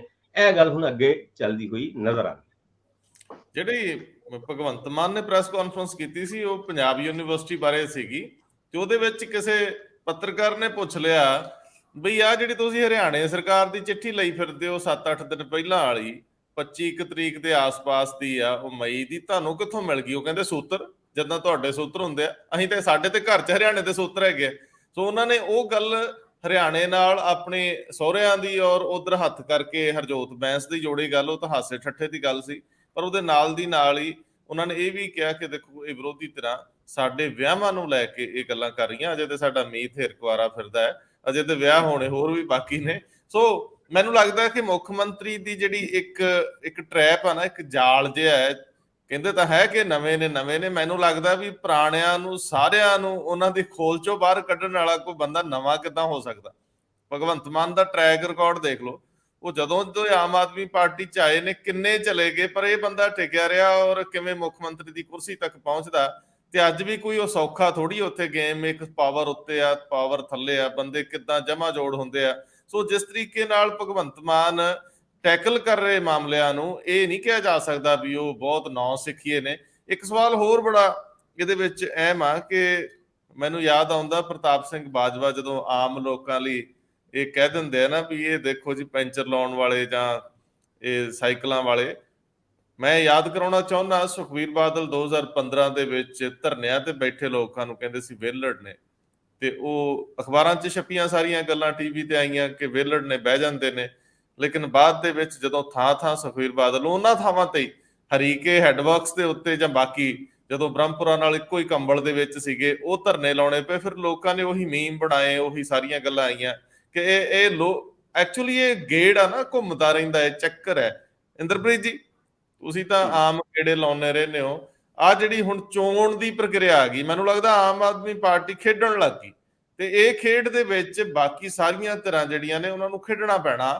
ਜਿਹੜੀ ਨਗਰ ਨਿਗਮਾਂ ਦੀ ਚੋਣ ਉਹਦੇ ਨਾਲ ਜੇ ਜ਼ਿਲ੍ਹਾ ਪ੍ਰੀਸ਼ਦ ਬਲਾਕ ਸੰਮਤੀਆਂ ਦੀ ਚੋਣ ਹੁੰਦੀ ਹੈ, ਜ਼ਿਲ੍ਹਾ ਪ੍ਰੀਸ਼ਦ ਤਾਂ ਜ਼ਿਲ੍ਹਾ ਪੱਧਰ ਤੇ ਆ, ਹੁਣ ਵੈਸੇ ਜ਼ਿਲ੍ਹੇ ਵੀ ਬਹੁਤ ਬਣ ਗਏ ਜੀ, ਹੁਣ 23 ਜ਼ਿਲ੍ਹੇ ਹੋ ਗਏ ਨਾ ਆਪਣੇ, ਤੇ ਜ਼ਿਲ੍ਹਾ ਪ੍ਰੀਸ਼ਦਾਂ ਔਰ ਬਲਾਕ ਸੰਮਤੀਆਂ ਇਹ ਚੋਣਾਂ ਕਾਫੀ ਪਿੰਡ ਪੱਧਰ ਦੀਆਂ ਹੁੰਦੀਆਂ ਨੇ, ਔਰ ਜਿਹੜੀ ਜ਼ਿਲ੍ਹਾ ਪ੍ਰੀਸ਼ਦ ਦੀ ਚੋਣ ਆ ਉਹ ਤੇ ਐਮਐਲਏ ਵਰਗੀ ਚੋਣ ਮੰਨੀ ਜਾਂਦੀ ਹੈ, ਪਰ ਹੁੰਦੀ ਸੱਤਾਧਾਰੀਆਂ ਦੀ ਹੈ। ਐਤਕੀ ਵੇਖਣ ਦੀ ਲੋੜ ਹੈ ਕਿ ਆਮ ਆਦਮੀ ਪਾਰਟੀ ਕੀ ਇੰਨਾ ਤਾਣਾ ਬਣਾ ਥੱਲੇ ਤੱਕ ਪੈਦਾ ਕਰ ਚੁੱਕੀ ਹੈ, ਉਹ ਰਵਾਇਤੀ ਪਾਰਟੀਆਂ ਦੇ ਬੰਦਿਆਂ ਨੂੰ ਕਿੱਦਾਂ ਹੈਂਡਲ ਕਰੂਗੀ। ਔਰ ਇਹ ਇਲੈਕਸ਼ਨ ਜਿਹੜੀ ਜੇ ਸਤੰਬਰ ਦੇ ਵਿੱਚ ਜਿਵੇਂ ਪ੍ਰਸਤਾਵਿਤ ਦੱਸਿਆ ਜਾ ਰਿਹਾ ਕਿ ਆਮ ਆਦਮੀ ਪਾਰਟੀ ਸਤੰਬਰ 'ਚ ਕਰਾਉਣਾ ਚਾਹੁੰਦੀ ਹੈ, ਇੰਜ ਲੱਗਦਾ ਜਿਵੇਂ ਇਸ ਚੋਣ ਦੇ ਵਿੱਚ ਵੀ ਜਿੱਤ ਦਰਜ ਕਰਕੇ ਉਹ 24 'ਚ ਜਾਣਾ ਚਾਹੁੰਦੇ ਆ ਚੰਗੇ ਮਨੋਬਲ ਨਾਲ। ਇਹਦੇ ਉੱਤੇ ਗੱਲ ਤੋਰਿਓ। ਰੰਧਾਵਾ ਸਾਹਿਬ, ਜਿਹੜਾ ਜਲੰਧਰ ਦੀ ਬਾਈ ਇਲੈਕਸ਼ਨ ਜਿੱਤੀ ਹੈ ਜਦੋਂ ਦੀ ਪਾਰਟੀ ਨੇ, ਔਰ ਚੰਗੇ ਮਾਰਜਨ ਨਾਲ ਜਿੱਤੀ ਹੈ, ਇਹ ਕਹਿਣ ਦੇ ਜਦੋਂ ਕਿ ਇਹ ਸਾਰੇ ਕਿਹਾ ਜਾ ਰਿਹਾ ਸੀ ਕਿ ਉਹ ਪਾਰਟੀ ਦੂਜੇ ਜਾਂ ਤੀਜੇ ਨੰਬਰ ਤੇ ਆਏਗੀ, ਉਸ ਤੋਂ ਬਾਅਦ ਜਿਹੜਾ ਰਿਜ਼ਲਟ ਆਇਆ ਔਰ ਜਿਹੜੀ ਪਾਰਟੀ ਨੇ ਉੱਥੇ ਮਿਹਨਤ ਕੀਤੀ ਹੈ ਜਾਂ ਜੋ ਵੀ ਆਪਣੇ ਮੋਹਰੇ ਵਿਛਾਏ ਨੇ ਜਿੱਤ ਵਾਸਤੇ, ਉਸ ਤੋਂ ਬਾਅਦ ਤਾਂ ਇਹ ਲੱਗਦਾ ਕਿ ਪਾਰਟੀ ਬੜੀ ਇੱਕ ਜਿਹਨੂੰ ਕਹਿੰਦੇ ਪਾਰਟੀ ਬੜੀ ਮਜ਼ਬੂਤ ਹੋ ਕੇ ਬਾਹਰ ਆਈ ਹੈ, ਹੌਸਲਾ ਬੜਾ ਹੋ ਗਿਆ। ਤਾਂ ਉਸ ਦੇ ਵਿੱਚ ਹੀ ਜਿਹੜੀਆਂ ਹੁਣ 5 ਨਗਰ ਨਿਗਮਾਂ ਦੇਖੋ ਵੱਡੀਆਂ ਨੇ, ਅੰਮ੍ਰਿਤਸਰ, ਜਲੰਧਰ, ਫਗਵਾੜਾ, ਲੁਧਿਆਣਾ, ਪਟਿਆਲਾ, ਵੱਡੀਆਂ ਨਗਰ ਨਿਗਮ ਚੋਣਾਂ ਨੇ ਇਹ। ਤੇ ਜੇ ਇਹ ਪਾਰਟੀ ਉਹਦੇ 'ਚ ਜਾ ਕੇ ਇਲੈਕਸ਼ਨ ਜਿੱਤ ਲੈਂਦੀ ਹੈ ਤਾਂ ਯਾਨੀ ਵੱਡੀ ਇਕਾਈ ਤੋਂ ਲੈ ਕੇ ਛੋਟੀ ਇਕਾਈ ਤੱਕ ਇਹਨਾਂ ਦੀ ਸੱਤਾ ਆ ਜਾਣੀ ਹੈ।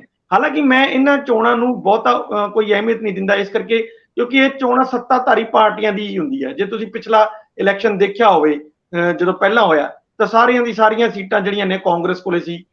ਜੇ 50 ਕਿਤੇ ਐਮਸੀ ਹੈਗੇ ਨੇ, 48 ਐਮਸੀ, 47 ਐਮਸੀ ਉਹ ਇਕੱਲੇ ਸੱਤਾਧਾਰੀ ਪਾਰਟੀਆਂ ਦੇ ਹੁੰਦੇ ਸੀ। 1 ਜਾਂ 2 ਹੁੰਦੇ ਸੀ, ਉਹ ਹੁੰਦੇ ਸੀ ਜਿਹੜੇ ਨਾਰਾਜ਼ ਹੋ ਕੇ ਆਪਣਾ ਲੜ ਰਿਹਾ, ਉਹਨਾਂ ਦਾ ਆਪਣਾ ਕੱਦ ਵੀ ਸੀਗਾ, ਪਰ ਨਾਰਾਜ਼ ਹੋ ਕੇ ਸੱਤਾਧਾਰੀ ਪਾਰਟੀ ਤੋਂ ਬਜਾਏ ਦੂਜੀ ਪਾਰਟੀ ਨਾਲ। ਵਿਪਕਸ਼ ਦੀਆਂ ਪਾਰਟੀਆਂ ਕੋਲੇ ਤਾਂ ਸੀਟਾਂ ਹੀ ਨਹੀਂ ਆਈਆਂ। ਸੋ ਇਹ ਜਿਹੜੀਆਂ ਇਲੈਕਸ਼ਨਾਂ ਨੇ, ਕਿਉਂਕਿ ਲੋਕ ਵੀ ਇਹ ਸੋਚਦੇ ਨੇ ਵੀ ਜੇ ਅਸੀਂ ਇਹ ਸੱਤਾਧਾਰੀ ਪਾਰਟੀ ਨੂੰ ਨਹੀਂ ਜਿਤਾਇਆ ਤਾਂ ਸਾਨੂੰ ਪੈਸਾ ਨਹੀਂ ਆਊਗਾ ਡਿਵੈਲਪਮੈਂਟ ਵਾਸਤੇ, ਸਾਡੀਆਂ ਗਲੀਆਂ ਨਾਲੀਆਂ ਇਹ ਪੱਕੀਆਂ ਨਹੀਂ ਹੋਣਗੀਆਂ। ਇਸ ਤਰ੍ਹਾਂ ਦੀਆਂ ਇਲੈਕਸ਼ਨਾਂ ਹੋ ਕੇ ਰਹਿ ਗਈਆਂ ਨੇ ਨਗਰ ਨਿਗਮ ਦੀਆਂ ਜਿਹੜੀਆਂ ਚੋਣਾਂ ਨੇ। ਸੋ ਮੈਨੂੰ ਇਹ ਨਹੀਂ ਲੱਗਦਾ ਕਿ ਇਹ 'ਚ ਕੋਈ ਪਾਰਟੀ ਨੂੰ ਬਹੁਤੀ ਹਾਰ ਮਿਲੂਗੀ। ਹਾਂ, ਪਰ ਜੇ ਦੂਜੀਆਂ ਪਾਰਟੀਆਂ ਜਿਹੜੀਆਂ ਹੈਗੀਆਂ ਨੇ, ਜਿਹੜੀਆਂ ਹੁਣ ਇਕੱਠੀਆਂ ਹੋਈਆਂ ਸੀਗੀਆਂ ਬਰਜਿੰਦਰ ਸਿੰਘ ਹਮਦਰਦ ਦੇ ਉਸਤੇ, ਉਹ ਇਕੱਠੀਆਂ ਹੋ ਕੇ ਲੜਦੀਆਂ ਨੇ, ਫਿਰ ਇਲੈਕਸ਼ਨ ਕੁਝ ਰਿਜ਼ਲਟ ਕੁਝ ਹੋਰ ਆ ਸਕਦਾ ਹੈ। ਪਰ ਜੇ ਉਹ ਤਾਂ ਸੰਭਵ ਨਹੀਂ ਹੈ, ਪਾਰਟੀਆਂ ਲੜਦਾ ਇਕੱਠਾ ਹੋ ਕੇ ਲੜਨਾ, ਉਹ ਲੜਨ ਤਾਂ ਅਲੱਗ ਹੀ ਜਾਏਗਾ। ਤੇ ਮੈਨੂੰ ਇਹ ਲੱਗਦਾ ਕਿ ਜਿਹੜੀਆਂ ਇਹ ਜ਼ਿਲ੍ਹਾ ਪਰਿਸ਼ਦ ਦੀਆਂ ਨੇ, ਖਾਸ ਤੌਰ ਤੇ ਉਹ ਦੇਖੋ ਜ਼ਿਲ੍ਹਾ ਪਰਿਸ਼ਦ ਦੀਆਂ ਜਿਹੜੀਆਂ ਚੋਣਾਂ ਨੇ ਉਹ ਸਾਰੀਆਂ ਦੀਆਂ ਸਾਰੀਆਂ ਰੂਰਲ ਜਿਹੜੀ ਸਾਡਾ ਵੋਟ ਬੈਂਕ ਹੈ ਉਹਨੂੰ ਤੁਸੀਂ ਮਾਪ ਸਕਦੇ ਹੋ ਕਿ ਯਾਰ ਉਹ ਕੀ ਸੋਚ ਰਿਹਾ। ਤੇ ਮੈਨੂੰ ਨਹੀਂ ਲੱਗਦਾ ਕਿ ਇਹ ਸੱਤਾਰੂੜ ਪਾਰਟੀ ਕੋਈ ਵੀ ਹਾਰੂਗੀ। ਅੱਛੀਆਂ ਮਾਰਜਨ ਨਾਲ ਹੀ ਜਿੱਤ ਕੇ ਆਮ ਆਦਮੀ ਪਾਰਟੀ ਸੱਤਾ ਦੇ ਵਿੱਚ ਆਊਗੀ, ਕਿਉਂਕਿ ਇਹ ਇਲੈਕਸ਼ਨ ਹੀ ਐਕਚੁਅਲੀ ਸੱਤਾਰੂੜ ਪਾਰਟੀ ਦੀ ਹੁੰਦੀ ਹੈ। ਦੂਜੀ ਗੱਲ ਜਿਹੜੀ ਤੁਸੀਂ ਕਹੀ ਹੈ ਕਿ ਇਹ ਵਿਰੋਧੀ ਧਿਰਾਂ, ਮੈਨੂੰ ਲੱਗਦਾ ਇਹ 5 ਦਿਨ ਦੇ ਵਿੱਚ ਇਹਨਾਂ ਨੂੰ ਇਹ ਸਮਝ ਆਉਣੀ ਸ਼ੁਰੂ ਹੋਊਗੀ ਕਿ ਸਾਨੂੰ ਇਕੱਠਿਆਂ ਹੋ ਕੇ ਲੜਨ ਦਾ ਫਾਇਦਾ ਕਿ ਨੁਕਸਾਨ, ਕੌਣ ਕਿਹਨੂੰ ਖਾ ਜਾਊਗਾ, ਕੌਣ ਜਿਹੜਾ ਵੱਡਾ ਹੋ ਜੂ, ਕੌਣ ਛੋਟਾ ਹੋ ਜੂ। ਇਹ ਕਾਫੀ ਮੰਥਨ ਚੱਲ ਰਿਹਾ ਹੋਊਗਾ ਵੀ ਅਸੀਂ ਖੱਟਿਆ ਕੀ ਗਵਾਇਆ ਕੀ। ਇੱਕ ਬੰਨੇ ਤੁਸੀਂ ਉਸ ਬੰਦੇ ਨੂੰ ਖੜਾ ਕਰ ਦਿੰਦੇ ਹੋ ਜਿਹਨੂੰ ਹੁਣੇ 92 ਸੀਟਾਂ ਮਿਲੀਆਂ, ਦੂਜੇ ਬੰਨੇ ਤੁਸੀਂ ਸਾਰੇ ਜਿਹਨਾਂ ਨੂੰ ਰੱਦ ਕੀਤਾ ਇਕੱਠੇ ਹੋ ਜਾਂਦੇ ਹੋ। ਤਾਂ ਇੰਜ ਲੱਗਦਾ ਕਿ ਜਿਵੇਂ ਜਿਹੜਾ ਆਮ ਦੋਸ਼ ਲੱਗ ਰਿਹਾ ਸੀ ਕਿ ਸਾਰੀ 75-25 ਦੀ ਰਾਜਨੀਤੀ ਆ, ਰਲ ਕੇ ਚੱਲਣ ਦੀ ਰਾਜਨੀਤੀ ਆ, ਉੱਤਰ ਕਾਟੋ ਮੈਂ ਚੜਾ ਉਹ ਰਾਜਨੀਤੀ ਆ, ਇੱਕ ਵਾਰੀ ਤੂੰ ਇੱਕ ਵਾਰੀ ਮੈਂ ਉਹ ਰਾਜਨੀਤੀ ਆ।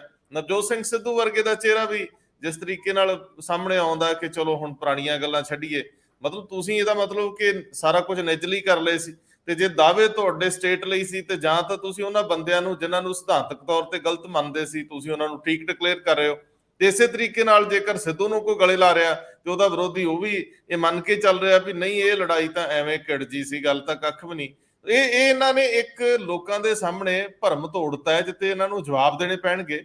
ਸ਼ਾਇਦ ਸਿੱਧੂ ਨੂੰ ਤਾਂ ਸਿਆਸਤ ਛੱਡਣੀ ਪਊਗੀ ਇੰਜ ਲੱਗ ਰਿਹਾ ਮੈਨੂੰ। ਤਾਂ ਮੇਰਾ ਮੰਨਣਾ ਹੈ, ਭਾਸਕਰ ਸਾਹਿਬ ਬਹੁਤ ਛੋਟੀ ਟਿੱਪਣੀ ਦਿਓ ਕਿਉਂਕਿ ਮੈਂ ਤੁਹਾਡੇ ਕੋਲ ਨਤੀਸ਼ ਕੁਮਾਰ ਵਾਲਾ ਮਾਮਲਾ ਲੈ ਕੇ ਜਾਣਾ ਕਿ 12 ਤੋਂ 23 ਚ ਸ਼ਿਫਟ ਹੀ ਨਹੀਂ ਆਇਆ।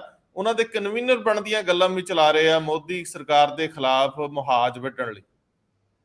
ਇਹ ਗੱਲ ਬਿਲਕੁਲ ਠੀਕ ਹੈ ਕਿ ਜਿਸ ਤਰ੍ਹਾਂ ਕਿ ਇੰਦਰਪ੍ਰੀਤ ਉਹਨਾਂ ਨੇ ਕਿਹਾ ਕਿ ਰੂਲਿੰਗ ਪਾਰਟੀ ਬਾਈ ਇਲੈਕਸ਼ਨਾਂ ਦੇ ਵਿੱਚ ਜਿੱਤਦੀ ਹੁੰਦੀ ਹੈ। ਸੰਗਰੂਰ ਬਾਈ ਇਲੈਕਸ਼ਨ ਹਾਰਨ ਤੋਂ ਬਾਅਦ ਆਮ ਆਦਮੀ ਪਾਰਟੀ ਦਾ ਹੱਥ ਪੈਰਾਂ ਦੀ ਪੈ ਗਈ ਸੀਗੀ। ਜਲੰਧਰ ਜ਼ਿਮਨੀ ਚੋਣਾਂ ਦੇ ਵਿੱਚ ਆਖਰੀ ਡੇਟ ਤੱਕ ਆਮ ਆਦਮੀ ਪਾਰਟੀ ਦੇ ਵੱਡੇ ਲੀਡਰਾਂ ਨੂੰ ਇਸ ਗੱਲ ਦਾ ਅਹਿਸਾਸ ਨਹੀਂ ਸੀ ਕਿ ਅਸੀਂ ਜਿੱਤ ਜਾਵਾਂਗੇ। ਉਹ ਜਿੱਤ ਦੇ ਉੱਤੇ ਕਨਫਿਊਜ਼ਨ ਜਿਹਾ ਬਣਿਆ ਹੋਇਆ ਸੀ। ਇਹ ਤੇ ਲੋਕਾਂ ਨੇ ਹੀ ਵਾਕਈ ਆਪਣਾ ਇੱਕ ਰੁਝਾਨ, ਖਾਸ ਕਰਕੇ ਬਿਜਲੀ ਦੇ ਬਿੱਲਾਂ ਦੇ ਵਿੱਚ ਫ੍ਰੀ ਕਰਨ ਤੋਂ ਬਾਅਦ ਓਵਰਵੈਲਮਿੰਗ ਰਿਸਪੌਂਸ ਆਇਆ, ਜਿਹਦੇ ਕਰਕੇ ਜਿੱਤਿਆ, ਜਿਹਦਾ ਜ਼ਿਕਰ ਅਸੀਂ ਆਪਣੇ ਪ੍ਰੋਗਰਾਮ ਦੇ ਵਿੱਚ ਇਲੈਕਸ਼ਨ ਦੇ ਰਿਜ਼ਲਟ ਆਉਣ ਤੋਂ ਪਹਿਲੇ ਵੀ ਕਰ ਦਿੱਤਾ ਗਿਆ ਸੀ। ਹੁਣ ਇਸ ਜਿਮਨੀ ਚੋਣਾਂ ਦੇ ਵਿੱਚ, ਜਲੰਧਰ ਦੀ ਜਿਮਨੀ ਚੋਣਾਂ ਦੇ ਵਿੱਚ ਸੁਸ਼ੀਲ ਕੁਮਾਰ ਰਿੰਕੂ ਕਾਂਗਰਸ ਦੇ ਸੀਗੇ, ਉਹਨਾਂ ਨੂੰ ਚੱਕ ਕੇ ਲੈ ਕੇ ਆਂਦਾ ਤੇ ਇਲੈਕਸ਼ਨ ਲੜਾਤਾ। ਆਮ ਆਦਮੀ ਪਾਰਟੀ ਦਾ ਕੈਡਰ ਪੰਜਾਬ ਦੇ ਵਿੱਚ ਹਜੇ ਤੱਕ ਨਹੀਂ ਬਣ ਪਾਇਆ, ਭਾਵੇਂ ਸਾਲ ਤੋਂ ਵੱਧ ਇਲੈਕਸ਼ਨ ਹੋ ਗਿਆ। ਹੁਣ ਭਾਵੇਂ ਮਿਊਨਿਸਪਲ ਕਾਰਪੋਰੇਸ਼ਨ ਦੇ ਇਲੈਕਸ਼ਨ ਹੋਣਗੇ, ਮਿਊਨਿਸਪਲ ਕਮੇਟੀ ਦੇ ਇਲੈਕਸ਼ਨ ਹੋਣਗੇ, ਜਾਂ ਫਿਰ ਪੰਚਾਇਤਾਂ ਦਾ ਜਾਂ ਜ਼ਿਲ੍ਹਾ ਪਰਿਸ਼ਦ ਦੇ, ਇਹਨਾਂ ਨੇ ਹੁਣ ਲੋਟ ਦਾ ਲੋਟ ਚੱਕਣਾ ਹੈ। ਭਾਵੇਂ ਉਹ ਕਾਂਗਰਸ ਦਾ ਚੱਕਣ, ਅਕਾਲੀਆਂ ਦਾ ਚੱਕਣ, ਤੇ ਉਹੀ ਲੋਟ ਨੂੰ ਇਸ ਇਲੈਕਸ਼ਨ ਦੇ ਵਿੱਚ ਲੜਾਣਾ ਹੈ। ਉਸ ਤੋਂ ਬਾਅਦ ਇੱਕ ਕੈਡਰ ਬਣਾਉਣ ਦੀ ਕੋਸ਼ਿਸ਼ ਹੋਏਗੀ, ਔਰ 2024 ਦੀ ਚੋਣਾਂ ਦੇ ਪਹਿਲੇ ਇੱਕ ਮਾਹੌਲ ਬਣਾਉਣ ਦੀ ਕੋਸ਼ਿਸ਼ ਇਹ ਜ਼ਰੂਰ ਹੋਏਗੀ ਵੀ ਜਿੱਤ ਕੇ ਬਹਿ ਜਾ ਹੋ ਗਈ। ਕੈਡਰ ਵੀ ਮਿਲ ਗਿਆ, ਇਲੈਕਸ਼ਨ ਵੀ ਜਿੱਤ ਗਏ, ਤੇ ਬੰਦੇ ਆਪਣੀ ਡਿਊਟੀ ਤੇ ਲਾਤੇ। ਹੁਣ ਗੱਲ ਨਿਤੀਸ਼ ਕੁਮਾਰ ਉਹਨਾਂ ਦੀ ਕਰੀਏ। ਖਾਸ ਕਰਕੇ ਤੁਸੀਂ ਪੰਜਾਬ ਦੇ ਬਾਰੇ ਚ ਹੁਣੇ ਕਹਿ ਕੇ ਹਟੇ ਹੋ ਕਿ ਸ਼ਾਇਦ ਸਾਰੀ ਆਪੋਜੀਸ਼ਨ ਪਾਰਟੀਆਂ ਇੱਕ ਧਿਰ ਬਣ ਕੇ ਇਲੈਕਸ਼ਨ ਲੜਨਗੀਆਂ। ਭਗਵੰਤ ਮਾਨ ਮੁੱਖ ਮੰਤਰੀ ਨੇ ਕੱਲ ਵੀ ਕਿਹਾ ਸੀਗਾ ਕਿ ਡੱਡੂਆਂ ਨੂੰ ਤੋਲਣ ਵਾਲੀ ਗੱਲ ਹੈਗੀ ਹੈ ਵੀ ਇੱਕ ਨੂੰ ਤੋਲਦੇ ਨੇ ਤਾਂ ਛਾਲ ਮਾਰ ਕੇ ਦੂਜੇ ਪਾਸੇ ਚਲੇ ਜਾਂਦਾ ਹੈ। ਏਦਾਂ ਦੀ ਹੀ ਜਿਹੜਾ ਸਿਸਟਮ ਹੈਗਾ ਉਹ ਕੇਂਦਰ ਸਰਕਾਰ ਜਾਂ ਕੇਂਦਰ ਦੀ ਰਾਜਨੀਤੀ ਦੇ ਵਿੱਚ ਵੀ ਚੱਲ ਰਿਹਾ। ਨਿਤੀਸ਼ ਕੁਮਾਰ ਉਹਨਾਂ ਨੇ ਜੂਨ 12 ਦੀ ਮੀਟਿੰਗ ਨੂੰ ਜੂਨ 23 ਦੀ ਤੇ ਕਰਤਾ। ਕੇਸੀ ਤਿਆਗੀ ਉਹਨਾਂ ਦੇ ਹੀ ਆਪਣੇ ਇੱਕ ਸਹਾਇਕ ਜਾਂ ਜਨਰਲ ਸੈਕਟਰੀ ਕਹਿ ਸਕਦੇ ਆ, ਸਪੋਕਸਪਰਸਨ ਕਹਿ ਸਕਦੇ ਆ, ਉਹਨਾਂ ਨੇ ਕੱਲ ਇੱਕ ਬਿਆਨ ਦਿੱਤਾ ਕਿ 2024 ਦੇ ਵਾਸਤੇ ਜਿਹੜਾ ਇੱਕ ਥਰਡ ਫਰੰਟ ਜਾਂ ਸੈਕੰਡ ਫਰੰਟ ਜਾਂ ਫਿਰ ਇੱਕ ਯੂਨਾਈਟਿਡ ਫਰੰਟ ਬਣ ਰਿਹਾ, ਉਹਦੀ ਅਗਵਾਈ ਉਹਦਾ ਕਨਵੀਨਰ ਦੇ ਰੂਪ ਵਿੱਚ ਜਿਹੜੇ ਨਿਤੀਸ਼ ਕੁਮਾਰ ਨੇ, ਉਹ ਸਭ ਤੋਂ ਜ਼ਿਆਦਾ ਸੁਟੇਬਲ ਬੰਦੇ ਨੇ। ਕਿਉਂਕਿ ਕਾਂਗਰਸ ਦੀ ਗੱਲ ਕਰੀਏ, ਕਾਂਗਰਸ ਸਭ ਤੋਂ ਵੱਡੀ ਆਪੋਜੀਸ਼ਨ ਪਾਰਟੀ ਤੇ ਹੈ, ਪਰ ਉਹਦੇ ਨਾਲ ਬਹੁਤ ਸਾਰੇ ਸੂਬਿਆਂ ਦੇ ਵਿੱਚ ਖੇਤਰੀ ਦਲ ਨਾਰਾਜ਼ ਨੇ। ਕੁਝ ਸੂਬਿਆਂ ਦਾ ਐਗਜ਼ਾਮਪਲ ਵੀ ਦਿੱਤਾ ਗਿਆ, ਜਿੱਦਾਂ ਹੁਣ YSR ਰੈਡੀ ਹੈਗੇ ਨੇ ਆਂਧਰ ਪ੍ਰਦੇਸ਼ ਦੇ ਵਿੱਚ, ਕੀ ਉਹ ਇਹਨਾਂ ਦੇ ਨਾਲ ਆਣਗੇ? ਉਸ ਤੋਂ ਇਲਾਵਾ ਬੀਜੂ ਜਨਤਾ ਦਲ, ਕਾਂਗਰਸ ਔਰ ਬੀਜੂ ਜਨਤਾ ਦਲ ਦਾ 36 ਦਾ ਅੰਕੜਾ ਰਿਹਾ ਹੈ। ਹੋਰ ਵੀ ਕਈ ਇਸ ਤਰ੍ਹਾਂ ਦੇ ਸੂਬੇ ਨੇ ਜਿਹੜੇ ਕਾਂਗਰਸ ਦੇ ਨਾਂ ਤੇ ਇੱਕ ਛਤਰੀ ਥੱਲੇ ਇਕੱਠੇ ਨਹੀਂ ਹੋ ਸਕਦੇ। ਇਹ ਆਈਡੀਆ ਚੰਗਾ ਹੈ, ਪਰ ਕਾਂਗਰਸ ਨੂੰ ਕਿੰਨਾ ਕੁ ਚੰਗਾ ਲੱਗੇਗਾ? ਕਿਉਂਕਿ ਕਾਂਗਰਸ ਨੇ ਭਾਵੇਂ ਜੂਨ 23 ਦੀ ਮੀਟਿੰਗ ਦੇ ਵਿੱਚ ਜਾਣਾ ਕਬੂਲ ਤੇ ਕਰ ਲਿਆ, ਪਰ ਨਾਲ ਦੇ ਨਾਲ ਇਹ ਵੀ ਕਿਹਾ ਕਿ ਜੂਨ 23 ਦੀ ਉਸ ਮੀਟਿੰਗ ਤੋਂ ਬਾਅਦ 2-3 ਹੋਰ ਮੀਟਿੰਗ ਰੱਖੀਆਂ ਜਾਣ, ਜਿਹਦੇ ਵਿੱਚ ਕੌਣ ਅੱਗੇ ਚੱਲ ਕੇ ਇਸ ਨੂੰ ਲੀਡ ਕਰੇਗਾ ਉਹਦਾ ਫੈਸਲਾ ਕੀਤਾ ਜਾਵੇ।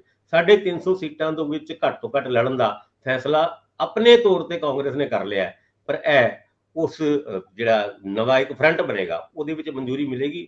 ਮਮਤਾ ਬੈਨਰਜੀ ਉਹਨਾਂ ਪਹਿਲੇ ਹੀ ਕਹਿ ਚੁੱਕੇ ਨੇ ਕਿ 240 ਸੀਟਾਂ ਤੋਂ ਵੱਧ ਕਾਂਗਰਸ ਨੂੰ ਨਹੀਂ ਲੜਨਾ ਚਾਹੀਦਾ। 240 ਸੀਟਾਂ ਦਾ ਆંકੜਾ ਹੈ ਵੇ ਕਿ ਜੇ ਸਾਰੀ ਦੀ ਸਾਰੀ ਸੀਟਾਂ ਵੀ ਕਾਂਗਰਸ ਜਿੱਤ ਜਾਂਦੀ ਹੈ ਤਦ ਵੀ ਉਹ ਸਰਕਾਰ ਤੋਂ ਪਰੇ ਰਹੇਗੀ, ਔਰ ਇਹਦੀ ਸੰਭਾਵਨਾ ਬੜੀ ਘੱਟ ਹੈ ਕਿ 240 ਦੀ 40 ਸੀਟਾਂ ਉਹ ਕਾਂਗਰਸ ਜਿੱਤ ਜਾਏ। ਹਜੇ ਤੇ ਕਵਾਇਦ ਸ਼ੁਰੂ ਹੋਈ ਹੈ। ਨਿਤੀਸ਼ ਕੁਮਾਰ ਉਹਨਾਂ ਐਜ਼ ਏ ਕਨਵੀਨਰ ਇਸ ਫਰੰਟ ਨੂੰ ਬਣਾਉਣ ਦੇ ਵਿੱਚ ਜਿਹੜਾ ਰੋਲ ਅਦਾ ਕਰਨਗੇ, ਉਹਦੇ ਉੱਤੇ ਵੀ ਹਜੇ ਬਹਿਸ ਸ਼ੁਰੂ ਹੋਈ ਹੈ। ਕੌਣ ਕਨਵੀਨਰ ਬੰਦਾ ਹੈ, ਇਹ ਤੇ ਆਉਣ ਵਾਲੇ ਦਿਨਾਂ ਦੇ ਵਿੱਚ ਹੀ ਪਤਾ ਲੱਗੂ। ਕਾਂਗਰਸ 150 ਦਾ ਜੇ ਜਾਦੂਈ ਅੰਕੜਾ ਛੂਹਣ ਦਾ ਆਪਣਾ ਸੁਪਨਾ ਪਾਲ ਰਹੀ ਹੋਵੇ, ਇਹ ਵੀ ਬੜਾ ਔਖਾ ਹੋ ਸਕਦਾ, ਕਿਉਂਕਿ 40 ਤੋਂ ਇੱਕਦਮ, ਕਿਉਂਕਿ ਉਹ ਸਾਰੀਆਂ ਸੀਟਾਂ ਜਿਹੜੀਆਂ ਨੇ ਉਹ ਬੀਜੇਪੀ ਗਵਾਊਗੀ ਜਿਹੜੀਆਂ ਕਾਂਗਰਸ ਨੂੰ ਆਉਣ ਵਾਲੀਆਂ, ਜਾਂ ਖੇਤਰੀ ਦਲ ਗਵਾਉਣਗੇ। ਜੇ ਖੇਤਰੀ ਦਲਾਂ ਨਾਲ ਸਾਂਝ ਹੈ ਤਾਂ ਕੁਦਰਤੀ ਤੌਰ ਤੇ ਉਹ ਤਾਂ ਗਾਉਣ ਨਹੀਂ ਲੱਗੇ, ਉਹ ਤਾਂ ਜਿੱਥੇ ਕਿਤੇ ਵੀ ਜਿਹਦਾ ਕੈਂਡੀਡੇਟ ਚੰਗਾ ਉਹਨੂੰ ਸਪੋਰਟ ਕੀਤਾ ਹੀ ਜਾਊਗਾ। ਮੈਨੂੰ ਲੱਗਦਾ ਇਸ ਏਕਤਾ ਨੂੰ ਬਹੁਤ ਮੁਸ਼ਕਲ ਨਾਲ ਨੇਪਰੇ ਚਾੜਿਆ ਜਾਣਾ ਹੈ। ਇਸੇ ਕਰਕੇ ਕੇਸੀ ਤਿਆਗੀ ਕਹਿ ਰਿਹਾ ਕਿ ਜਿੰਨੇ ਕਾਂਗਰਸ ਨਾਲ ਖੇਤਰੀ ਦਲਾਂ ਦੇ ਵਿਰੋਧ ਆ, ਉਹਨਾਂ ਨੂੰ ਸਿਰਫ ਨਿਤੀਸ਼ ਕੁਮਾਰ ਹੀ ਹੈਂਡਲ ਕਰ ਸਕਦੇ ਆ। ਜਦੋਂ ਗੱਲ ਕਰ ਰਹੇ ਆ ਵੀ ਕੇਜਰੀਵਾਲ ਨਾਲ ਤੁਸੀਂ ਕਿੱਦਾਂ ਮੁਕਾਓਗੇ, ਮੈਨੂੰ ਪੰਜਾਬ ਦੇ ਕਾਂਗਰਸੀ ਯਾਦ ਆ ਜਾਂਦੇ ਨੇ, ਮੈਨੂੰ ਦਿੱਲੀ ਦੇ ਕਾਂਗਰਸੀ ਯਾਦ ਆ ਜਾਂਦੇ ਨੇ। ਵਾਕਈ ਕਾਫੀ ਟੇਢੀ ਖੀਰ ਆ ਪੰਜਾਬ ਦੇ ਵਿੱਚ ਆਮ ਆਦਮੀ ਪਾਰਟੀ ਨਾਲ ਸੌਦੇਬਾਜ਼ੀ, ਕਿਉਂਕਿ ਜੇ ਮੁਕਾਬਲਾ ਹੀ ਆਪਸ ਵਿੱਚ ਹੋਣਾ 24 ਦੇ ਵਿੱਚ 13 ਸੀਟਾਂ ਤੇ, ਤਾਂ ਫਿਰ ਤਾਂ ਇੰਝ ਹੀ ਲੱਗੂਗਾ ਨਾ ਕਿ ਕਾਂਗਰਸ ਤੇ ਇਹ ਇੱਕ ਦੂਜੇ ਲਈ ਸੀਟਾਂ ਛੱਡਣਗੇ। ਕੌਣ ਆਪਣੀ, ਕਦੇ ਕੇਜਰੀਵਾਲ ਚਾਹਣਗੇ ਕਿ ਜਿੱਥੋਂ ਉਹਨਾਂ ਨੂੰ ਸੰਭਾਵਨਾ ਹੋ ਸਕਦੀ ਸੱਤਾ ਚ ਹੁੰਦਿਆਂ 7-8 ਸੀਟਾਂ ਜਿੱਤ ਸਕਦੇ, ਆਮ ਤੌਰ ਤੇ ਸੱਤਾਧਾਰੀ ਜਿੱਤਦੇ ਰਹੇ ਆ। ਇਹ ਕਿਆਸ ਲਾਉਣਾ ਸੱਤਾਧਾਰੀਆਂ ਲਈ ਕੋਈ ਔਖਾ ਨਹੀਂ ਹੁੰਦਾ ਵੀ ਇੰਨੀਆਂ ਕੁ ਜਿੱਤ ਜਾਣਗੇ। ਤੇ ਖੈਰ ਮੈਨੂੰ ਨਹੀਂ ਲੱਗਦਾ ਕਿ ਕੋਈ ਆਪਣੀ ਪਿੱਚ ਗਵਾਉਣਾ ਚਾਹੂਗਾ ਜਾਂ ਬੈਟਿੰਗ ਪਿੱਚ ਤੇ ਕਿਸੇ ਨੂੰ ਬੱਲਾ ਫੜਾ ਕੇ ਆ ਜਾਊਗਾ ਵੀ ਆ ਤੂੰ ਪਹਿਲਾਂ ਕਰ ਲਾ। ਸੋ ਆਖਰ ਦੇ ਵਿੱਚ ਇੰਦਰਪ੍ਰੀਤ ਜੀ, ਜਿਹੜੇ ਵਿਜੀਲੈਂਸ ਦੇ ਮਾਮਲੇ ਨੇ ਉਹ ਤਾਂ ਭਾਸਕਰ ਸਾਹਿਬ 2 ਲਾਈਨਾਂ ਚ ਟੱਚ ਕਰ ਦੇਣਗੇ। ਤੁਸੀਂ ਮੈਨੂੰ ਰਾਜਜੀਤ ਵਾਲੇ ਮਾਮਲੇ ਚ ਜਿਹੜੀ ਸੁਣਵਾਈ ਹੋ ਰਹੀ, ਕਿਉਂਕਿ ਨਾ ਬੰਦਾ ਹੱਥ ਆਇਆ, ਉਹ ਕੁਝ ਵੀ ਨਹੀਂ ਸਰਿਆ, ਸਾਰਾ ਕੁਝ ਹਵਾ ਹੀ ਹੋ ਗਿਆ। ਤੇ ਜੇ ਹੁਣ ਉਹ ਬੰਦਾ ਜ਼ਮਾਨਤਾਂ ਦੀ ਪ੍ਰਕਿਰਿਆ ਚ ਹੈ, ਇਹਦੇ ਦਾ ਮਤਲਬ ਹੈ ਕਿ ਉਹ ਸੁਪਰੀਮ ਕੋਰਟ ਤੱਕ ਜਾਊਗਾ। ਜੇ ਕੁਝ ਹੁੰਦਾ ਨਹੀਂ ਹੁੰਦਾ, ਫਿਰ 2-4 ਮਹੀਨਿਆਂ ਬਾਅਦ ਜੇ ਵਾਪਸ ਆਉਣਾ ਵੀ ਪੈ ਜੇ, ਪੇਸ਼ ਹੋਣਾ ਵੀ ਪੈ ਜੇ, ਤਾਂ ਅਗਲਾ ਕਹੂਗਾ ਮੈਂ ਭਗੌੜਾ ਥੋੜੀ ਸੀ, ਮੈਂ ਤੇ ਅਦਾਲਤੀ ਪ੍ਰਕਿਰਿਆ 'ਚ ਆਪਣਾ ਹੱਕ ਲੈਣ ਲਈ ਜਾ ਰਿਹਾ ਸੀਗਾ। ਕੀ ਕਹਿੰਦੇ ਹੋ? ਬਿਲਕੁਲ ਰੰਧਾਵਾ ਸਾਹਿਬ, ਪਹਿਲਾਂ ਇਹ ਕੇਸ ਆਲਰੇਡੀ ਜਦੋਂ ਬਰਖਾਸਤਗੀ ਨੂੰ ਚੁਣੌਤੀ ਦਿੱਤੀ ਸੀ ਉਹ ਹਾਈ ਕੋਰਟ 'ਚ ਲੱਗ ਹੀ ਚੁੱਕਿਆ। ਹੁਣ ਤਾਂ ਉਹ ਜ਼ਮਾਨਤ ਨੂੰ ਲੈ ਕੇ ਮੋਹਾਲੀ ਦੀ ਕੋਰਟ ਦੇ ਵਿੱਚ ਗਏ ਹੋਏ ਆ। ਕੱਲ ਇਹਦੇ ਤੇ ਬਹਿਸ ਹੋਈ ਹੈ ਤੇ ਉਹਨਾਂ ਨੇ ਜ਼ਮਾਨਤ ਮੰਗੀ ਹੈ, ਲੇਕਿਨ ਉਹ ਬਹਿਸ ਪੂਰੀ ਨਹੀਂ ਹੋਈ ਤੇ ਅੱਜ ਦੇ ਉੱਤੇ ਪਾ ਦਿੱਤੀ ਗਈ ਹੈ। ਅੱਜ ਦੁਬਾਰਾ ਫਿਰ ਬਹਿਸ ਹੋਏਗੀ ਤੇ ਸ਼ਾਇਦ ਅੱਜ ਕੋਈ ਉਹਨਾਂ ਨੂੰ ਰਾਹਤ ਮਿਲੇ ਜਾਂ ਨਾ ਮਿਲੇ, ਉਹਦਾ ਫੈਸਲਾ ਅੱਜ ਹੋਏਗਾ। ਪਰ ਇਹ ਠੀਕ ਹੈ ਕਿ ਅਜੇ ਤੱਕ ਉਹ ਹੱਥ ਤਾਂ ਨਹੀਂ ਆਏ STF ਦੇ, ਉਹ ਲੱਗੇ ਹੋਏ ਨੇ ਉਹਨਾਂ ਨੂੰ ਪਕੜਨ ਦੇ ਵਿੱਚ। 3 ਮੈਂਬਰੀ ਜਿਹੜੀ ਬਣਾਈ ਸੀਗੀ ਉਹਦੇ ਵਿੱਚ ਉਹਨਾਂ ਨੂੰ ਕੋਈ ਮਿਲੇ ਤਾਂ ਹੈ ਨਹੀਂਗੇ, ਲੇਕਿਨ ਅਦਾਲਤੀ ਪ੍ਰਕਿਰਿਆ ਉਹਨਾਂ ਨੇ ਸ਼ੁਰੂ ਕਰਤੀ ਹੈ। ਕਿਉਂਕਿ ਸਿੱਧੇ ਤਾਂ ਡਾਇਰੈਕਟਲੀ ਉਹ ਹਾਈ ਕੋਰਟ ਜਾ ਨਹੀਂ ਸਕਦੇ ਜ਼ਮਾਨਤ ਵਾਸਤੇ, ਕਿਉਂਕਿ ਹਾਈ ਕੋਰਟ ਕਹਿ ਦਿੰਦੀ ਹੁੰਦੀ ਹੈ ਕਿ ਪਹਿਲਾਂ ਤੁਸੀਂ ਆਪਣੇ ਥੱਲੜੀਆਂ ਅਦਾਲਤਾਂ 'ਚ ਜਾਓ। ਸੋ ਸ਼ੁਰੂਆਤ ਉਹਨਾਂ ਨੇ ਕਰਤੀ ਹੈ। ਠੀਕ ਹੈ ਤੁਹਾਡੀ ਗੱਲ ਕਿ ਉਹ ਸੁਪਰੀਮ ਕੋਰਟ ਤੱਕ ਵੀ ਜਾਣਗੇ, ਜੇ ਉਹਨਾਂ ਨੂੰ ਰਾਹਤ ਨਹੀਂ ਮਿਲੀ ਤੇ ਉਹ ਸੁਪਰੀਮ ਕੋਰਟ ਤੱਕ ਜਾ ਸਕਦੇ ਆ। ਭਾਸਕਰ ਸਾਹਿਬ, ਕੁਲਦੀਪ ਵੈਦ ਕਾਂਗਰਸ ਦੇ ਬੁਲਾਰੇ ਰਹੇ ਨੇ, ਇੱਕ ਵੱਡੇ ਅਦਾਰੇ ਦੇ ਚੇਅਰਮੈਨ ਵੀ ਚੰਨੀ ਸਰਕਾਰ 'ਚ ਥੋੜੀ ਦੇਰ ਰਹੇ ਨੇ, ਔਰ ਉਹਦੇ ਨਾਲ ਕਿੱਕੀ ਢਿੱਲੋਂ ਵੀ ਕਾਫੀ ਅਹਿਮ ਕੈਪਟਨ ਅਮਰਿੰਦਰ ਸਿੰਘ ਦੇ ਨਾਲ ਬਹਿੰਦੇ ਹੁੰਦੇ ਸੀ, ਕਦੇ ਅਕਾਲੀ ਦਲ 'ਚ ਵੀ ਰਹੇ ਨੇ। ਇਸ ਖਿੱਤੇ ਦੀ ਰਾਜਨੀਤੀ, ਮਾਲਵੇ ਦੇ ਧੁਰੰਦਰ ਦੀ ਰਾਜਨੀਤੀ 'ਚ ਪਰਿਵਾਰ ਪਿੱਛੋਂ ਆਉਂਦਾ ਹੈ, ਔਰ ਇਹਦੇ ਨਾਲ ਹੀ ਬਲਬੀਰ ਸਿੰਘ ਸਿੱਧੂ, ਕਿਉਂਕਿ ਟਰਾਈ ਸਿਟੀ ਇੱਕ ਬਹੁਤ ਅਹਿਮ ਜਗ੍ਹਾ ਹੈ, ਮੋਹਾਲੀ ਦੇ ਵਿੱਚੋਂ ਜਿੱਤਣਾ ਔਰ ਉੱਥੇ ਸਿਹਤ ਮੰਤਰੀ ਵਜੋਂ ਵਿਚਰਨਾ ਉਹਨਾਂ ਨੂੰ ਵੀ ਮੁਸ਼ਕਲ ਦਾ ਸਾਹਮਣਾ ਹੈ। ਅੱਜ ਕੱਲ ਉਹ BJP 'ਚ ਹੈ, BJP ਦੀ ਸਪੋਰਟ ਕਿੰਨੀ ਕੁ ਫਾਇਦਾ ਦਿੰਦੀ ਹੈ ਇਹ ਵੀ। ਸੋ ਇਹ ਸਾਰੇ ਮਾਮਲਿਆਂ ਨੂੰ ਤਿੰਨਾਂ ਨੂੰ ਕਲੱਬ ਕਰਕੇ ਬਹੁਤ ਕਾਲੇ ਸ਼ਬਦਾਂ 'ਚ ਦੱਸਿਓ। ਗੱਲ ਕਿੱਕੀ ਢਿੱਲੋਂ ਦੀ ਕਰੀਏ। 17 ਮਾਰਚ ਨੂੰ ਉਹਨਾਂ ਨੂੰ ਅਰੈਸਟ ਕੀਤਾ ਗਿਆ ਸੀ, ਹਜੇ ਤੱਕ ਜੇਲ੍ਹ ਵਿੱਚ ਹੀ ਹੈਗੇ ਨੇ। ਕੱਲ ਵੀ ਬੇਲ ਦੀ ਐਪਲੀਕੇਸ਼ਨ ਫਰੀਦਕੋਟ ਕੋਰਟ ਦੇ ਵਿੱਚ ਲਾਈ ਸੀਗੀ, ਉਹ ਰਿਜੈਕਟ ਹੋ ਗਈ। ਹਜੇ ਕੁਝ ਦਿਨ ਹੋਰ ਜੁਡੀਸ਼ੀਅਲ ਕਸਟਡੀ ਦੇ ਵਿੱਚ ਉਹਨਾਂ ਨੂੰ ਰਹਿਣਾ ਪੈ ਸਕਦਾ ਹੈ। Disproportionate of asset the case ਹੈ ਕਿੱਕੀ ਢਿੱਲੋਂ ਦੇ ਖਿਲਾਫ। ਕੁਲਦੀਪ ਵੈਦ ਉਹਨਾਂ ਦੇ ਖਿਲਾਫ ਵੀ ਡਿਸਪ੍ਰੋਪੋਰਸ਼ਨੇਟ ਆਫ ਅਸੈਟ ਦਾ ਹੀ ਕੇਸ ਸੀਗਾ। ਉਹਨਾਂ ਨੂੰ ਘੱਟ ਤੋਂ ਘੱਟ 8 ਵਾਰ ਵਿਜੀਲੈਂਸ, ਲੁਧਿਆਣਾ ਦੇ ਵਿਜੀਲੈਂਸ ਬਿਊਰੋ ਦੇ ਵਿੱਚ ਬੁਲਾਇਆ ਜਾ ਚੁੱਕਿਆ ਕਿ ਇਹ ਰਿਕਾਰਡ ਲੈ ਕੇ ਆਓ ਆਪਣੀ ਸਾਰੀ ਪ੍ਰਾਪਰਟੀ ਦਾ। ਔਰ ਹਰ ਵਾਰ ਜਦ ਉਹ ਜਾਂਦੇ ਨੇ ਤੇ ਉਹ ਕਹਿੰਦੇ ਨੇ ਨਹੀਂ, ਆਹ ਤੇ ਰਿਕਾਰਡ ਤੋਂ ਆਪਾਂ ਸੈਟੀਸਫਾਈਡ ਨਹੀਂ ਆ, ਉਹ ਲੈ ਕੇ ਆਓ ਡਾਕੂਮੈਂਟ ਜਿਹੜੇ ਤੁਹਾਡੇ ਦਾਦੇ ਪੜਦਾਦੇ ਦੇ ਨਾਲ ਰਿਲੇਟ ਕਰਦਾ ਸੀਗਾ। ਉੱਥੇ ਫਿਰ ਵੈਦ ਸਾਹਿਬ ਵਾਪਸ ਜਾਂਦੇ ਨੇ, ਅਗਲੀ ਵਾਰ ਫਿਰ ਕੁਝ ਕਾਗਜ਼ ਲੈ ਕੇ ਜਾਂਦੇ ਨੇ। ਹੁਣ ਲਾਸਟ ਚਾਂਸ ਦੇ ਦਿੱਤਾ, ਉਹਨਾਂ ਨੂੰ ਕਿਹਾ ਗਿਆ ਵੀ ਜੂਨ 8 ਨੂੰ ਆਓ ਤੇ ਆਪਣਾ ਪੂਰਾ ਹਿਸਾਬ ਕਿਤਾਬ ਦਿਓ। ਉਹ ਅਗਰ ਤੁਸੀਂ ਨਹੀਂ ਦੇ ਪਾਏ ਤੇ ਤੁਹਾਡੇ ਖਿਲਾਫ ਐਕਸ਼ਨ ਲਵਾਂਗੇ। ਹਾਲਾਂਕਿ ਜਦ ਉਹ 25 ਮਈ ਨੂੰ ਗਏ ਸੀ ਤਦ ਵੀ ਲਾਸਟ ਚਾਂਸ ਦੀ ਹੀ ਗੱਲ ਕੀਤੀ ਸੀ। ਹੁਣ ਇੱਕ ਵਾਰ ਫੇਰ ਲਾਸਟ ਚਾਂਸ ਉਹਨਾਂ ਨੂੰ ਦੇ ਦਿੱਤਾ ਗਿਆ। ਔਰ ਉਸ ਤੋਂ ਇਲਾਵਾ ਬਲਬੀਰ ਸਿੱਧੂ ਉਹਨਾਂ ਦੀ ਮੋਹਾਲੀ ਦੇ ਆਸ-ਪਾਸ ਜਿਹੜੀ ਪ੍ਰਾਪਰਟੀ ਬਣਾਈ ਹੈ ਉਹਨਾਂ ਨੇ, ਉਸ ਮੁੱਦੇ ਦੇ ਉੱਤੇ ਕਾਗਜ਼ਾਤ ਡਿਟੇਲ ਵਿਜੀਲੈਂਸ ਬਿਊਰੋ ਨੇ ਪੁੱਛੇ ਸੀਗੇ ਉਹਨਾਂ ਤੋਂ। ਉਹਨਾਂ ਨੂੰ ਵੀ ਕਿਹਾ ਗਿਆ ਹੈ ਕਿ ਇਹ ਡਿਟੇਲ ਲੈ ਕੇ ਆਓ ਤਾਂ ਅੱਗੇ ਤੁਹਾਡੀ ਕਾਰਵਾਈ ਚੱਲਾਂਗੇ। ਔਰ ਬਾਅਦ ਚੋਂ ਪੱਤਰਕਾਰਾਂ ਨਾਲ ਗੱਲ ਕਰਦੇ ਹੋਏ ਬਲਬੀਰ ਸਿੱਧੂ ਉਹਨਾਂ ਨੇ ਕਿਹਾ ਕਿ ਮੇਰੇ ਕੋਲ ਜਿੰਨੀ ਵੀ ਪ੍ਰਾਪਰਟੀ ਮੇਰੀ ਹੈਗੀ ਹੈ ਉਹਦੇ ਸਾਰੇ ਰਿਕਾਰਡ ਹੈਗੇ ਨੇ, ਮੈਨੂੰ ਕਿਸੇ ਵੀ ਜਵਾਬ ਦੇਣ ਤੋਂ ਕਿਸੇ ਵੀ ਤਰੀਕੇ ਦਾ ਕੋਈ ਸੰਕੋਚ ਨਹੀਂ, ਪਰ ਵਿਜੀਲੈਂਸ ਵਾਲਿਆਂ ਨੂੰ ਕੋਈ ਸੰਕੋਚ ਹਜੇ ਵੀ ਲੱਗਦੇ ਨੇ। ਆਪਾਂ ਭਾਸਕਰ ਸਾਹਿਬ ਇਸ ਸਾਰੇ ਮਾਮਲੇ ਨੂੰ ਕਥਿਤ ਕਹੀਏ, ਅਲੈਜਡ ਕਹੀਏ ਤੇ ਜ਼ਿਆਦਾ ਬਿਹਤਰ ਰਹੂਗਾ, ਕਿਉਂਕਿ ਜਿਹੜੀਆਂ ਜਾਇਦਾਦਾਂ ਦਾ ਤੁਸੀਂ ਗੱਲ ਕਰ ਰਹੇ ਹੋ ਕਥਿਤ ਹੀ ਅਸੀਂ ਕਹਿ ਸਕਦੇ ਹਾਂ, ਕਿਉਂਕਿ ਵਿਜੀਲੈਂਸ ਇਹਦੇ ਬਾਰੇ ਕੁਝ ਪੇਸ਼ ਕਰ ਪਾਉਂਦੀ ਆ ਤੇ ਬਲਬੀਰ ਸਿੰਘ ਸਿੱਧੂ ਇਹਦੇ ਬਾਰੇ ਕੁਝ ਕਹਿੰਦੇ ਨੇ। ਇਹਦੇ ਉੱਤੇ ਨਿਰਭਰ ਰਹੂਗਾ। ਬਹੁਤ ਮਿਹਰਬਾਨੀ, ਬਹੁਤ ਧੰਨਵਾਦ। ਧੰਨਵਾਦ ਜੀ।